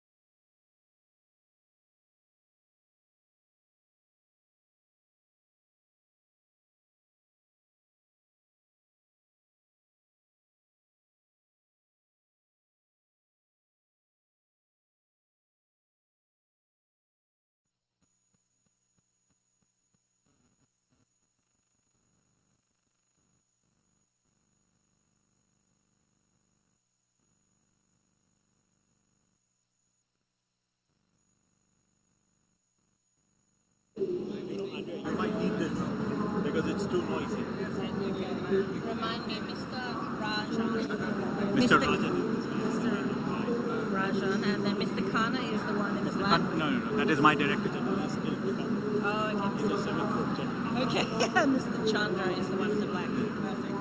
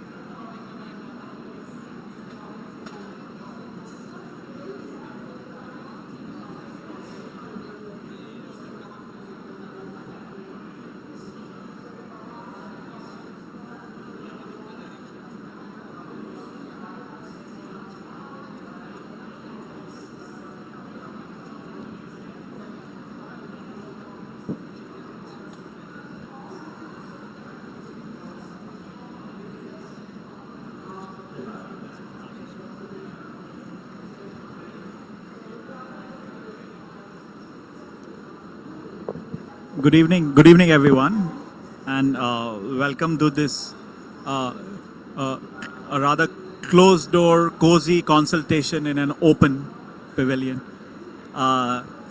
This is something that we started to work on the middle of this year, on looking at digitally enabled grids and taking advantage of the AI transformation that the market is going through.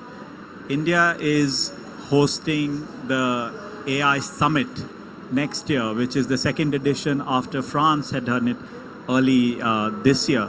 And one of the things that we started to do was from the electricity sector and the RE that was coming into the system, how do we start to look at use cases that help us define real on-the-ground products that can take this story forward. Today's consultation has been put together in partnership with GIAP and Systemic, many of whom are also joining us online. We have around 7 odd participants.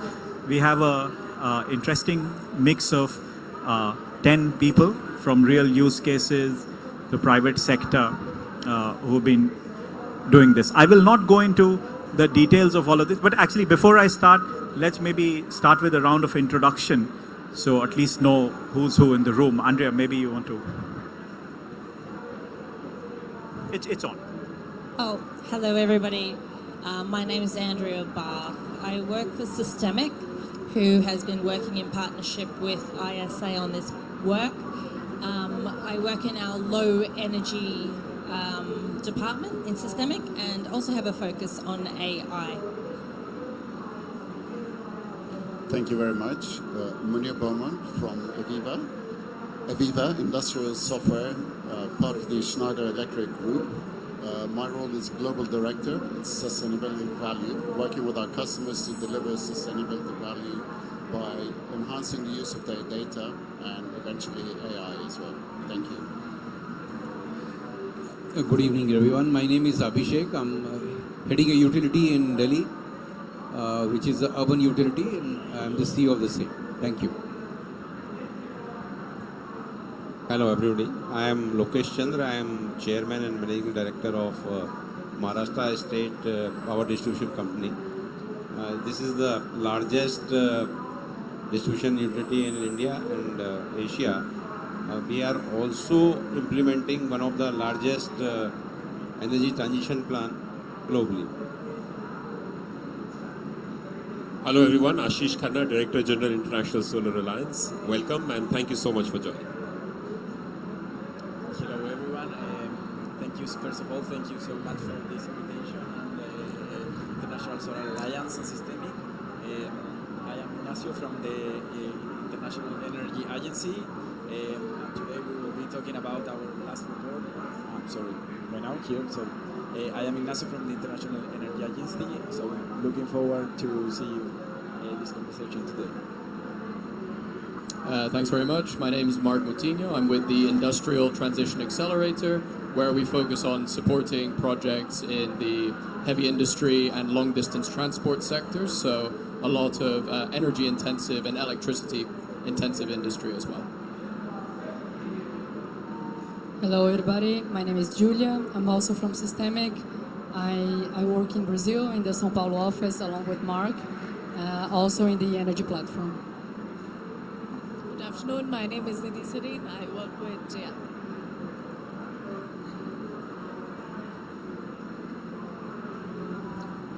And I'm Karan Mangotra. I'm Partnerships and Strategy Specialist here at ISA, also involved with this piece of work. You know, when we started to look at the way RE is now getting infused into the system, grids will be the binding constraint, and that's where a lot of optimization story and the efficiency aspects increase. And 4 things that we see that will change in the emerging economies and the least developed countries, particularly from today's legacy energy system, is moving away from centralized and concentrated generation to geographically distributed, decentralized generation, looking at bidirectional flows of power rather than unidirectional. Active end consumers is something that we see is a big aspect that is waiting to explode. And moving away from continuous and predictable generation to managing variable and intermittency that comes with renewable energy. We started to look at one of the things which we did not want to do in this particular exercise were to end up with just a report. And we wanted to do something which was use case and impact, calculation, so that it forms a basis for a 3-year work program on actual action on ground. So we started to look at case studies. We started with Spain. There's a case study on Jaipur. I'm sure we will speak about Maharashtra and Delhi also, and the power flow control in Colombia. Outcomes on 20% increase in transmission capacity within the existing grid, reduction in permitting time for new grid connections from 6 months to a matter of few days in the Jaipur, India case, and 1.2 gigawatts of additional transmission capacity unlocked over 5 years. This is a heavy slide, but this is going to form the basis of the discussion today. On the left side is what we call as the digitization and the digitalization ladder. You start with digitizing your legacy systems. You create digital twins, and that's how you have them AI enabled that go upon these things. Layered with which country and which archetype do you fall under on the economic side, of whether you're a high-income country where your, the entire transmission network is almost built, emerging economies where the demand is rising rapidly, the low-income countries where the infrastructure is yet to be built, and small island states which are very, very diesel dependent. So looking at the digitization ladder and the archetypes of countries, we then started to see what exists where across these four heads, on whether there's an enabling policy and regulatory ecosystem, what are the kinds of institutions, capacities and skills that exist, the technology and the innovation part, and the financial incentives that we do. And it gave us a 4x4 matrix where we have a case for every cell, essentially giving us a foundational, an insight into a foundational digital and data infrastructure layer, looking at ways and means to mobilize concessional and blended finance to pull in the private capital, strengthening capacities both at human resources level but also institutional level, and then looking at regional collaborations and policy harmonization. With this, what we feel is that there is a huge debate on the energy use that will go up because of the AI boom, there is also the other side of the story where AI can bring in a lot of optimization into the energy system. And I think that's a global south story, that's a development story. And that is something that we are now working towards till the February-March thing of, can we look at a few contours or the four key pillars of what a mission, a global mission on AI for energy would look like. Essentially on the four pillars, looking at a global mission where the vision is to harness the transformative power of AI and make energy more accessible, affordable and reliable for all, essentially democratizing solar, the message that we have been giving through the Solar Hub throughout our COP30 presence.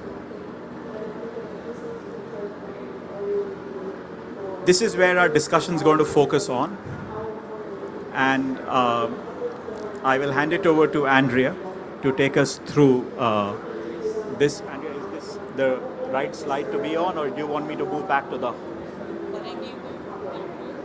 Perfect. Thank you very much. All right, thank you everybody. So as I said, I'll be moderating. I think there's sort of three areas we want to talk about. What does the mission, AI global mission, look like? I want to shape that.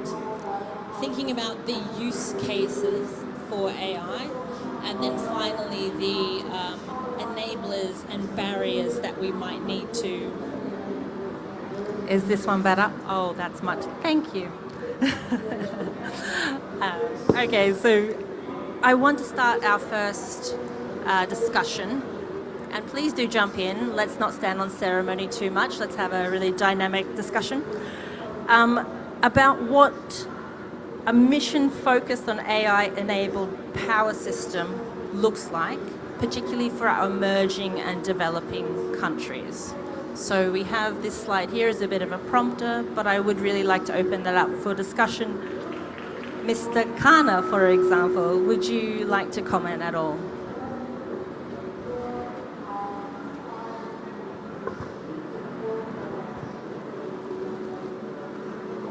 You know, one of the jokes I have is, if somebody says, I know what AI will do for energy, they're lying.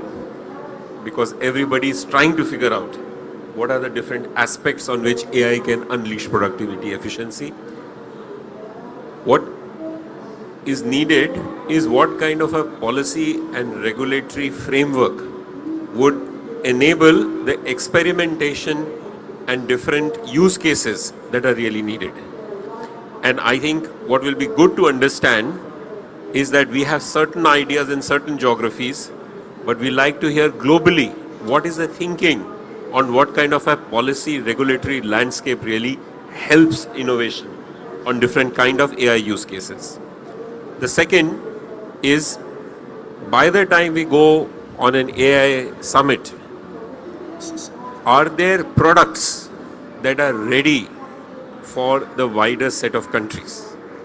Because some of them are still more of a experimentation phases. They're not really products that can be, sold across. So that is a very important question. The third, which I think is actually much more nascent, while a lot of people have been talking about the skill side of can electrical engineers know AI or can the AI engineers know energy, what is the capacity building and certification program that will enable, again going back to a lot of use cases. And finally, I think because we're in COP2, what kind of impact it has on financing. Now, I will be very honest, one of the starting points when we began discussing with Systemic was that if some of the use cases in India are valid, then possibly the trillions and trillions of dollars of mitigation investments that everybody is talking about can actually come down. Because that's the real use cases are showing that you can actually bring down your overall investment requirements substantially by having great use cases on digitization. The challenge in that approach is you don't want to get into the COP financing debate when we talk it. Because then it's a very political debate that do you want more financing, less financing. But I think on the analytical side, on benefits, it will be very good to show. So what I would like to hear from all of you is that while this field is evolving, how we can actually, in this 4x4 matrix, come out with as many products, as many use cases, as many tangible policies, eventually leading to some kind of capacity building program, and then figuring out the financing. That will be good. Perfect.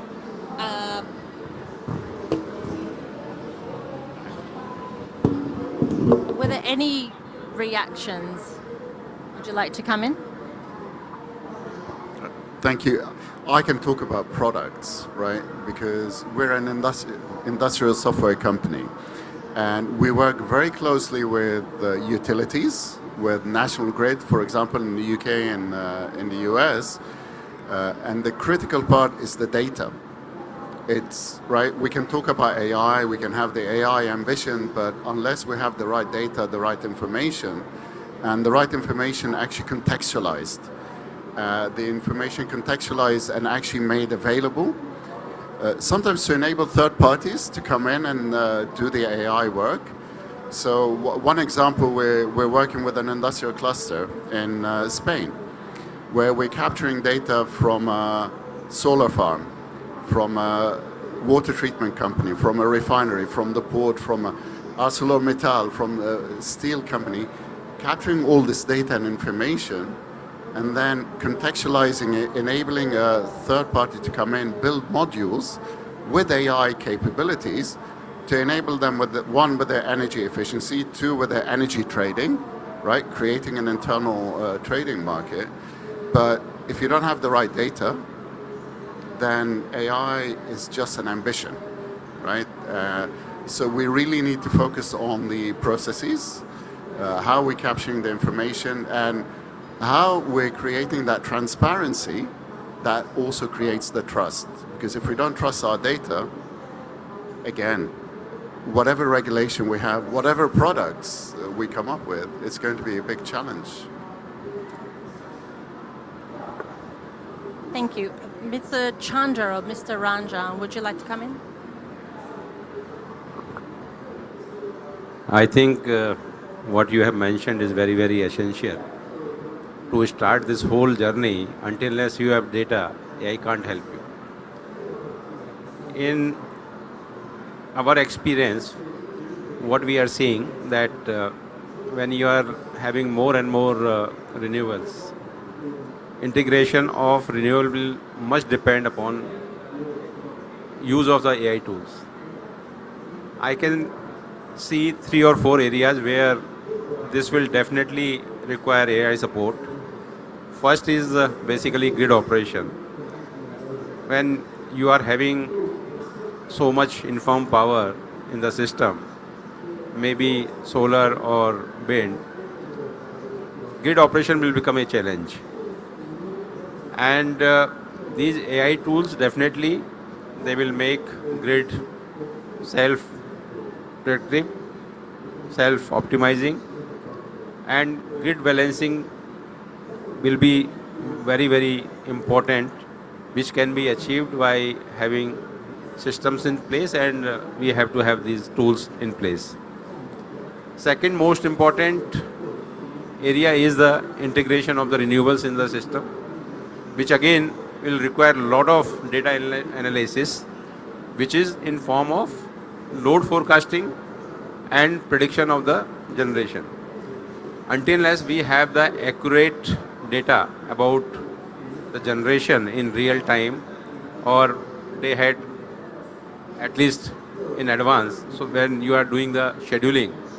So for scheduling, you will definitely need good AI tools where with accuracy you can predict, so that you can have the actual schedule which will be not only beneficial to the distribution utilities, but it will also help the consumers in a big way. How? Because when you have the data which is telling you at what time, what kind of power you should schedule, you can optimize the cost. When you have to enter the market, when you have the excess power which you can sell in the market, and what are the costly agreements you are operating, which you can hold for during that duration. In most of the countries where we are seeing the renewables as part of the energy transition, it has got a must-run status. So in that situation, it again becomes very, very critical to have these predictions very, very accurately. We have some experience with our own utility where for last 1.5 years, we are using our energy management portfolio system, which is basically AI ML based system, and it has shown us that it has huge savings. In my case, I can share the data around $70 million we have saved in just 1 year. So energy transition will also need a lot of AI tools for integration of these renewables in the system. And third area, which is also equally important, is basically consumer related issues or grievances. As part of this, as we are having distributed renewables in the form of rooftop solar, so for that integration into the system seamlessly, so that everybody is getting benefit, at the same time not having some surprises, because the quantum of rooftop solar individually may look very small, but when you see a large utility like us, where we already have a 4.5 gigawatt of connected capacity, and which is going to be around 12 gigawatt in next 5 years. So we have to have some platform where we are integrating the rooftop solar, electric vehicles and storage accurately. So I think these are few areas which we have to look into, how this AI can help us. Most importantly, as you rightly mentioned, that data accuracy has to be there. Otherwise, whatever the right kind of algorithm you are having, but it will not give you the accurate result. But at the same time, the regulatory framework also have to make you enable. For that, data sharing, data governance standards, and incentives for investment in the innovations for AI-related tools will also be very, very crucial. Otherwise, if the regulatory framework is not supporting, then it becomes difficult for the utilities to go for these kind of innovative solutions. Thank you. Yeah, and nicely said. And just to take it forward from here, and what Ashish was talking about, the cost of transition, RE transition.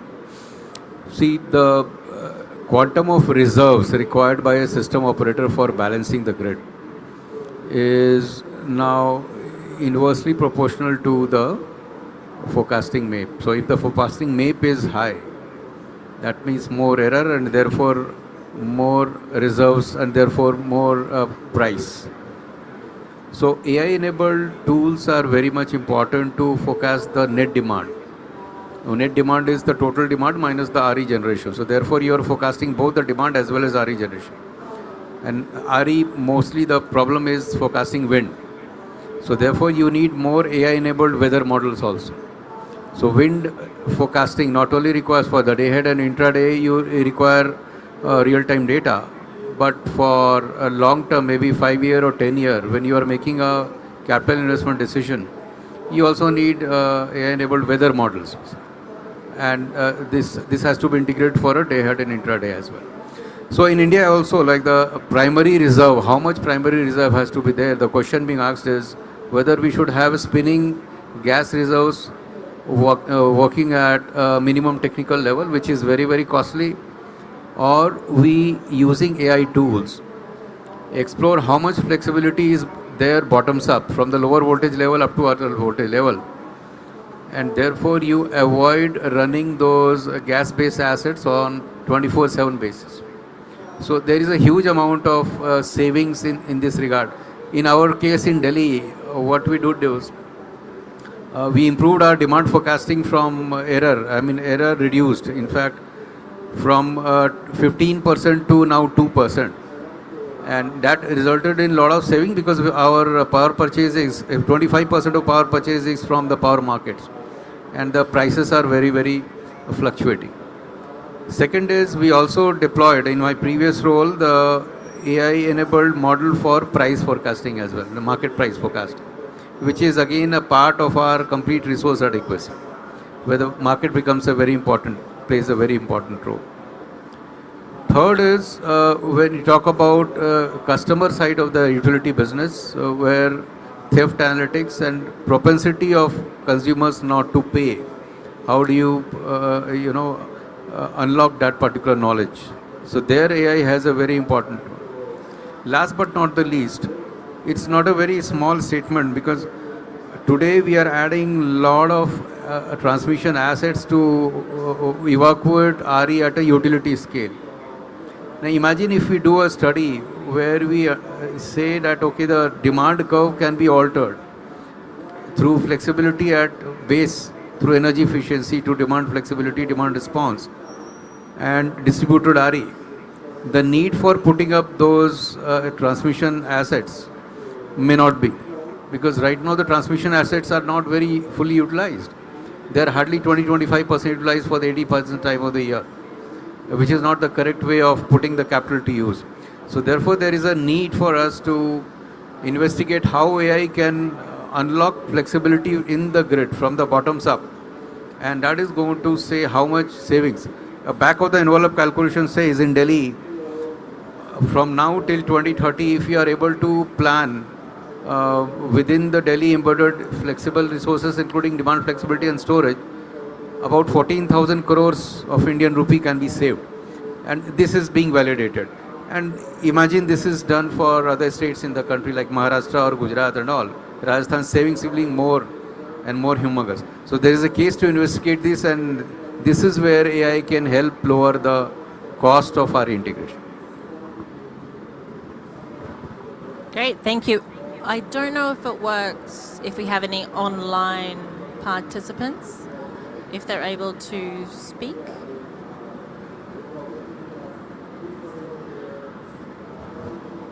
That's okay, we can probably move on. But if we do find a way to let someone speak on there, that'd be great. So we heard a little bit about use cases, particularly around forecasting, optimizing, managing grid flexibility, and also just data provision. I was wondering if anyone wanted to come in, particularly from other areas, maybe the IEA, for example, about use cases. Okay, thank you so much. I will like to contribute with data insight that were published in our last report launch a couple of months ago, called Energy and Artificial Intelligence. In this intersection of artificial intelligence and energy, there are two important pieces of the puzzle.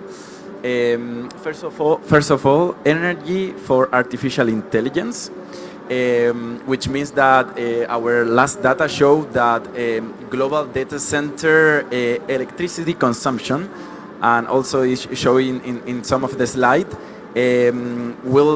are on track more than double by 2030. Even 85% of upcoming data from data center globally will be in advanced economies and China. And second one, and most relevant for this conversation, artificial intelligence for energy. There is a huge potential that needs to be unlocked. And I want to mention 3 specific areas. The first one is energy efficiency. Our data show that artificial intelligence can save by 2035 around 13.5 exajoules.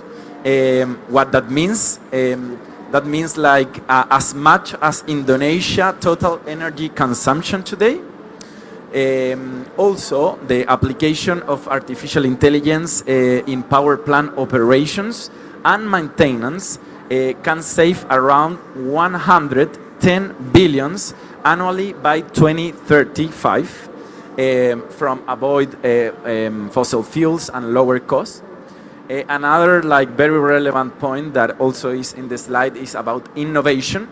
This is an example that I want to share, that only 0.0% of next generation solar PV materials have been experimentally produced, leaving a huge set of possibilities, materials still to be explored.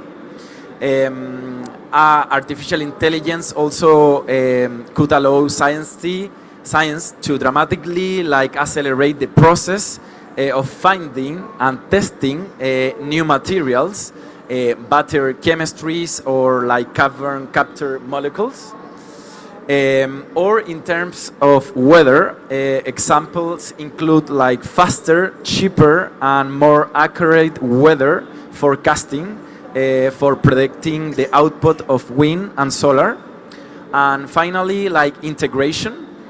Artificial intelligence also enables greater integrations of renewable electricity into the grid. That is an important point.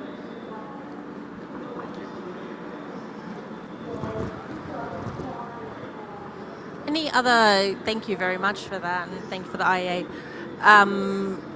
use cases or case studies from other countries that people would like to highlight? At the beginning, you mentioned about predictability, and you mentioned about wind specifically.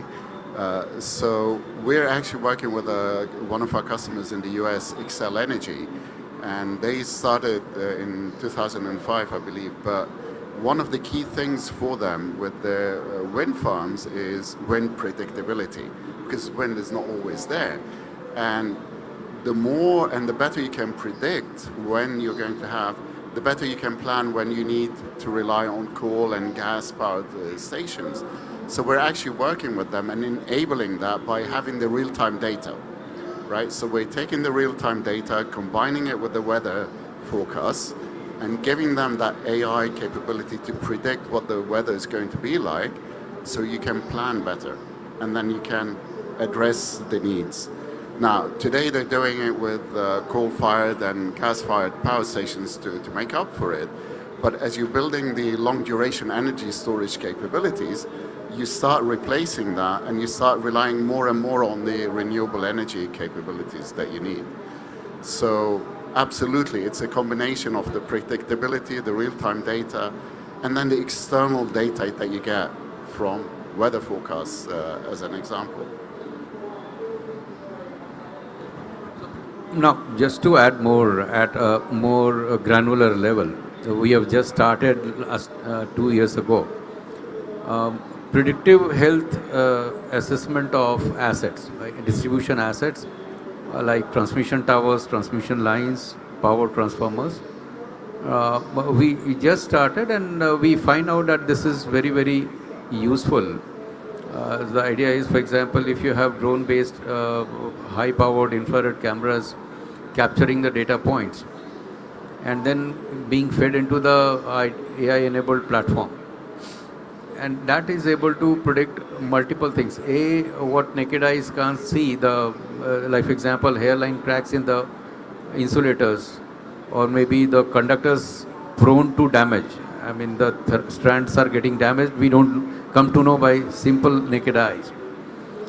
The rusting which is happening within the structure, truss structure, visibly it will not be there, but chemical reaction would have started, and that is being predicted by the AI platform. So this is going to have a very important role to play in terms of availability of the assets, and hence loss of load probability assessment and reduction basically. So that is one. We have just started, so we don't have much data on it, how much savings it is going to be there, but then definitely it is going to help in reduce the SIDA and SIFI, which is going to result in the savings for the utility. Great, thank you for those examples. Great. I was wondering if we could go back to the global mission that we have on here. If we had any comments about how this is structured, do we have the right architecture? Are we asking the right questions? I think we mentioned a couple of things. We need the right financial incentives. We need the right policy incentives, skills and capacities. What do we need in terms of skills? What should we be training people to scale up this infrastructure? So maybe we take a few comments if there's any ways to sort of improve this architecture.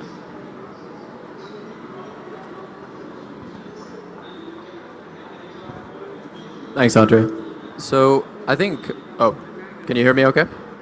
So just looking at this, I think one thing that stands out to me is we're talking a lot about use cases for AI, but I wonder if it's a little bit like cart before the horse, in the sense that from a point of view of every individual country and its grid arrangement, what does the end state look like for that? What does a fully decarbonized grid look like for Brazil versus India versus the UK? Because I think the relevance of AI, obviously it will be relevant in many different ways, but the extent to which we should use it and the most optimal use cases will emerge if you know what you're aiming at, in a sense. So I'm wondering if part of this sort of structure would be to say, we have a global mission, and part of that is understanding what does the end goal look like in different contexts, because then everything else almost flows from that to a certain extent.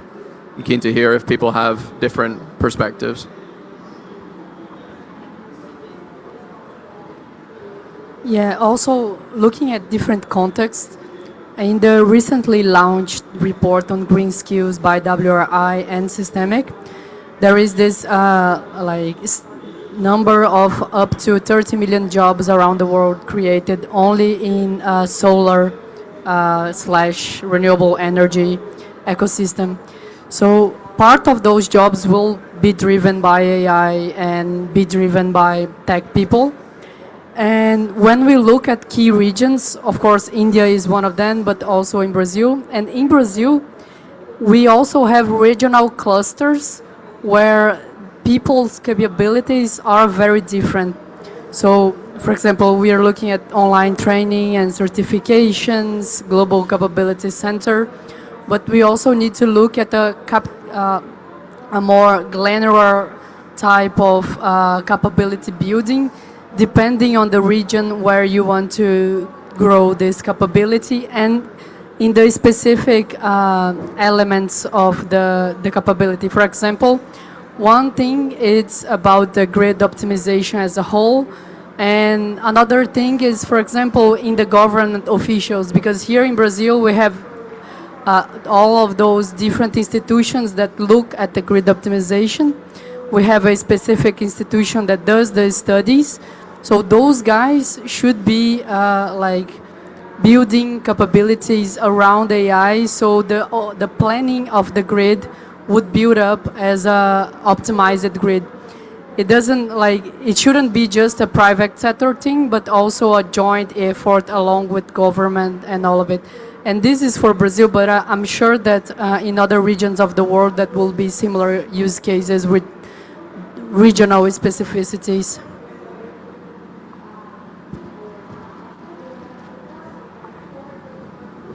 I have to go, but let me just add some things. on your question, I would like a little bit of a brainstorming that I think what the practitioners are saying is what they need it for. They need it for predicting demand. They need it for maintaining their assets, including life and faults, new connections. They need it for financial optimization, because a lot of countries have a huge financial losses which are not possible because digitization has not happened. And some of them would need it for renewable energy optimization, especially with DRE. So from a CEO perspective, those are really the needs that they're doing. But if it's not clear, because I think it will be very good to understand what else would an end state look like. And on your point, I think you're saying something very important, which is that the skill development is both functional, what a system operator needs to building on, what a distribution company, but more importantly, it might be based on where countries are. Because based on where you are, you can suddenly not go somewhere. And that I think is a very important point, probably very different country to country. Thank you, Mr. Khanna. Would anybody else like to come on the architecture? So, about this capacity building or institutions, that will be required both the level. Those who are basically handling the system at the moment in the utilities, at the same time also in the AI space, because a lot of work will require to be done at that space also, where you have to have experts who can keep on updating these tools. Because as we are moving more and more energy from the direction of renewables, so a lot of things like it has to keep on evolving. And it will also give a lot of opportunities for optimization, as we have seen in generation, then even transmission cost we can also optimize if we operate the grid optimally. More importantly, the data from the grid, when we are generating a lot of data and we have the advanced metering infrastructure in place which gives you correct data, then the analysis of this data through the tools will again help you reducing the cost for the maintenance. When you are moving from the predictive towards the predictive maintenance, this will again give you a lot of relief and also help the consumers having the uninterrupted power. Because the assets, if you can ensure they are maintained well and there are no disruptions, then definitely it will going to help the consumers in a big way. Architecture, I think we are already talking about two platforms, that is digital utility energy transition platform and another is energy transition pathways. So these kind of open platform which can be interoperable by the different utilities, where the concerned innovation centers or maybe technology providers or academia keep on doing this modular infrastructure, adding to that, I think that will help all the utilities across the board. Yeah, if I can just add, capacity building is very, very important because increasingly the utilities across the globe are now becoming IT plus OT organization. And if I invoke the 51st state report by CPAR long back in 2019, it talks about the utilities. There are 5 archetypes of utilities. And as they evolve and mature, they become more of a platform which enable RE, distributed RE and RE as well to be hosted on them. And they are more of a network and system operator. And that's where in India as well, I mean, we are trying now evolving towards a DSO. Mainly the retail function is to be taken up by the retailers, basically. Across the globe, I think it is happening the same way. So the capacity and capability of the existing people, today what I see is there is a domain versus tech, which is not correct. So we need people who are domain rich as well as tech savvy, or maybe we need people who are tech savvy who can code in Python and create some AI enabled models, but they're also very much aware of what domain and what business knowledge is all about.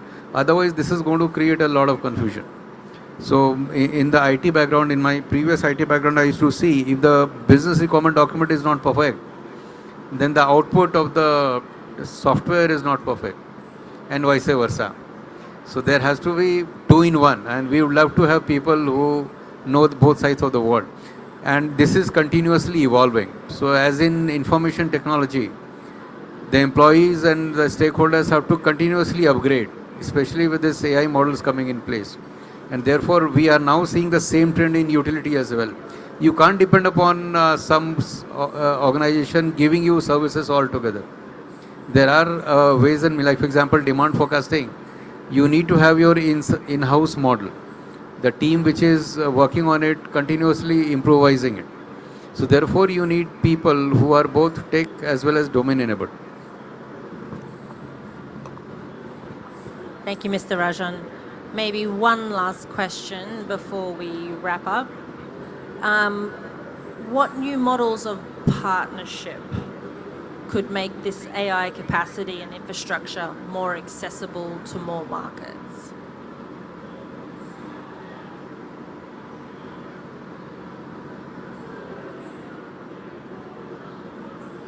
Who should we be partnering with?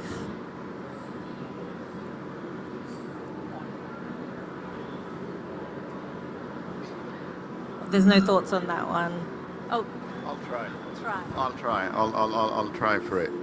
No, because most of the things we're doing in this space, we're partnering with someone, whether it's local government. So, for example, we're working with Maharashtra in India on smart city requirements and the needs, but also research institutes.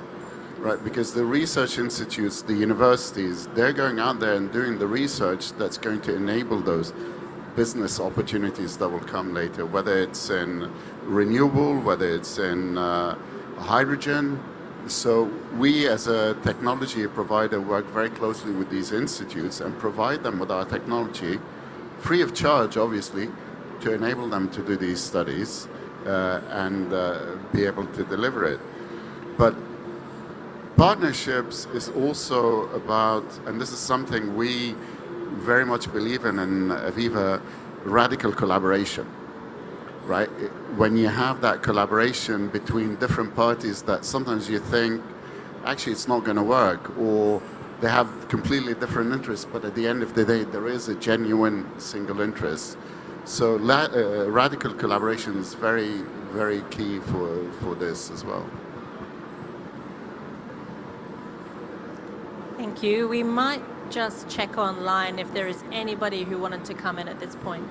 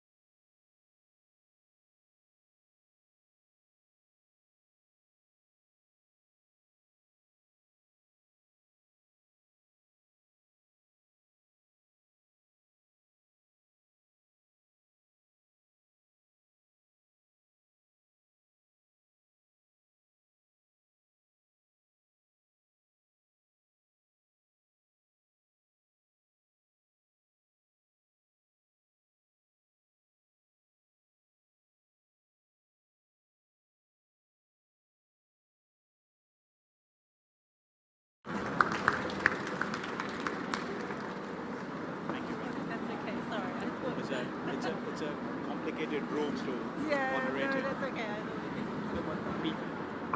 okay.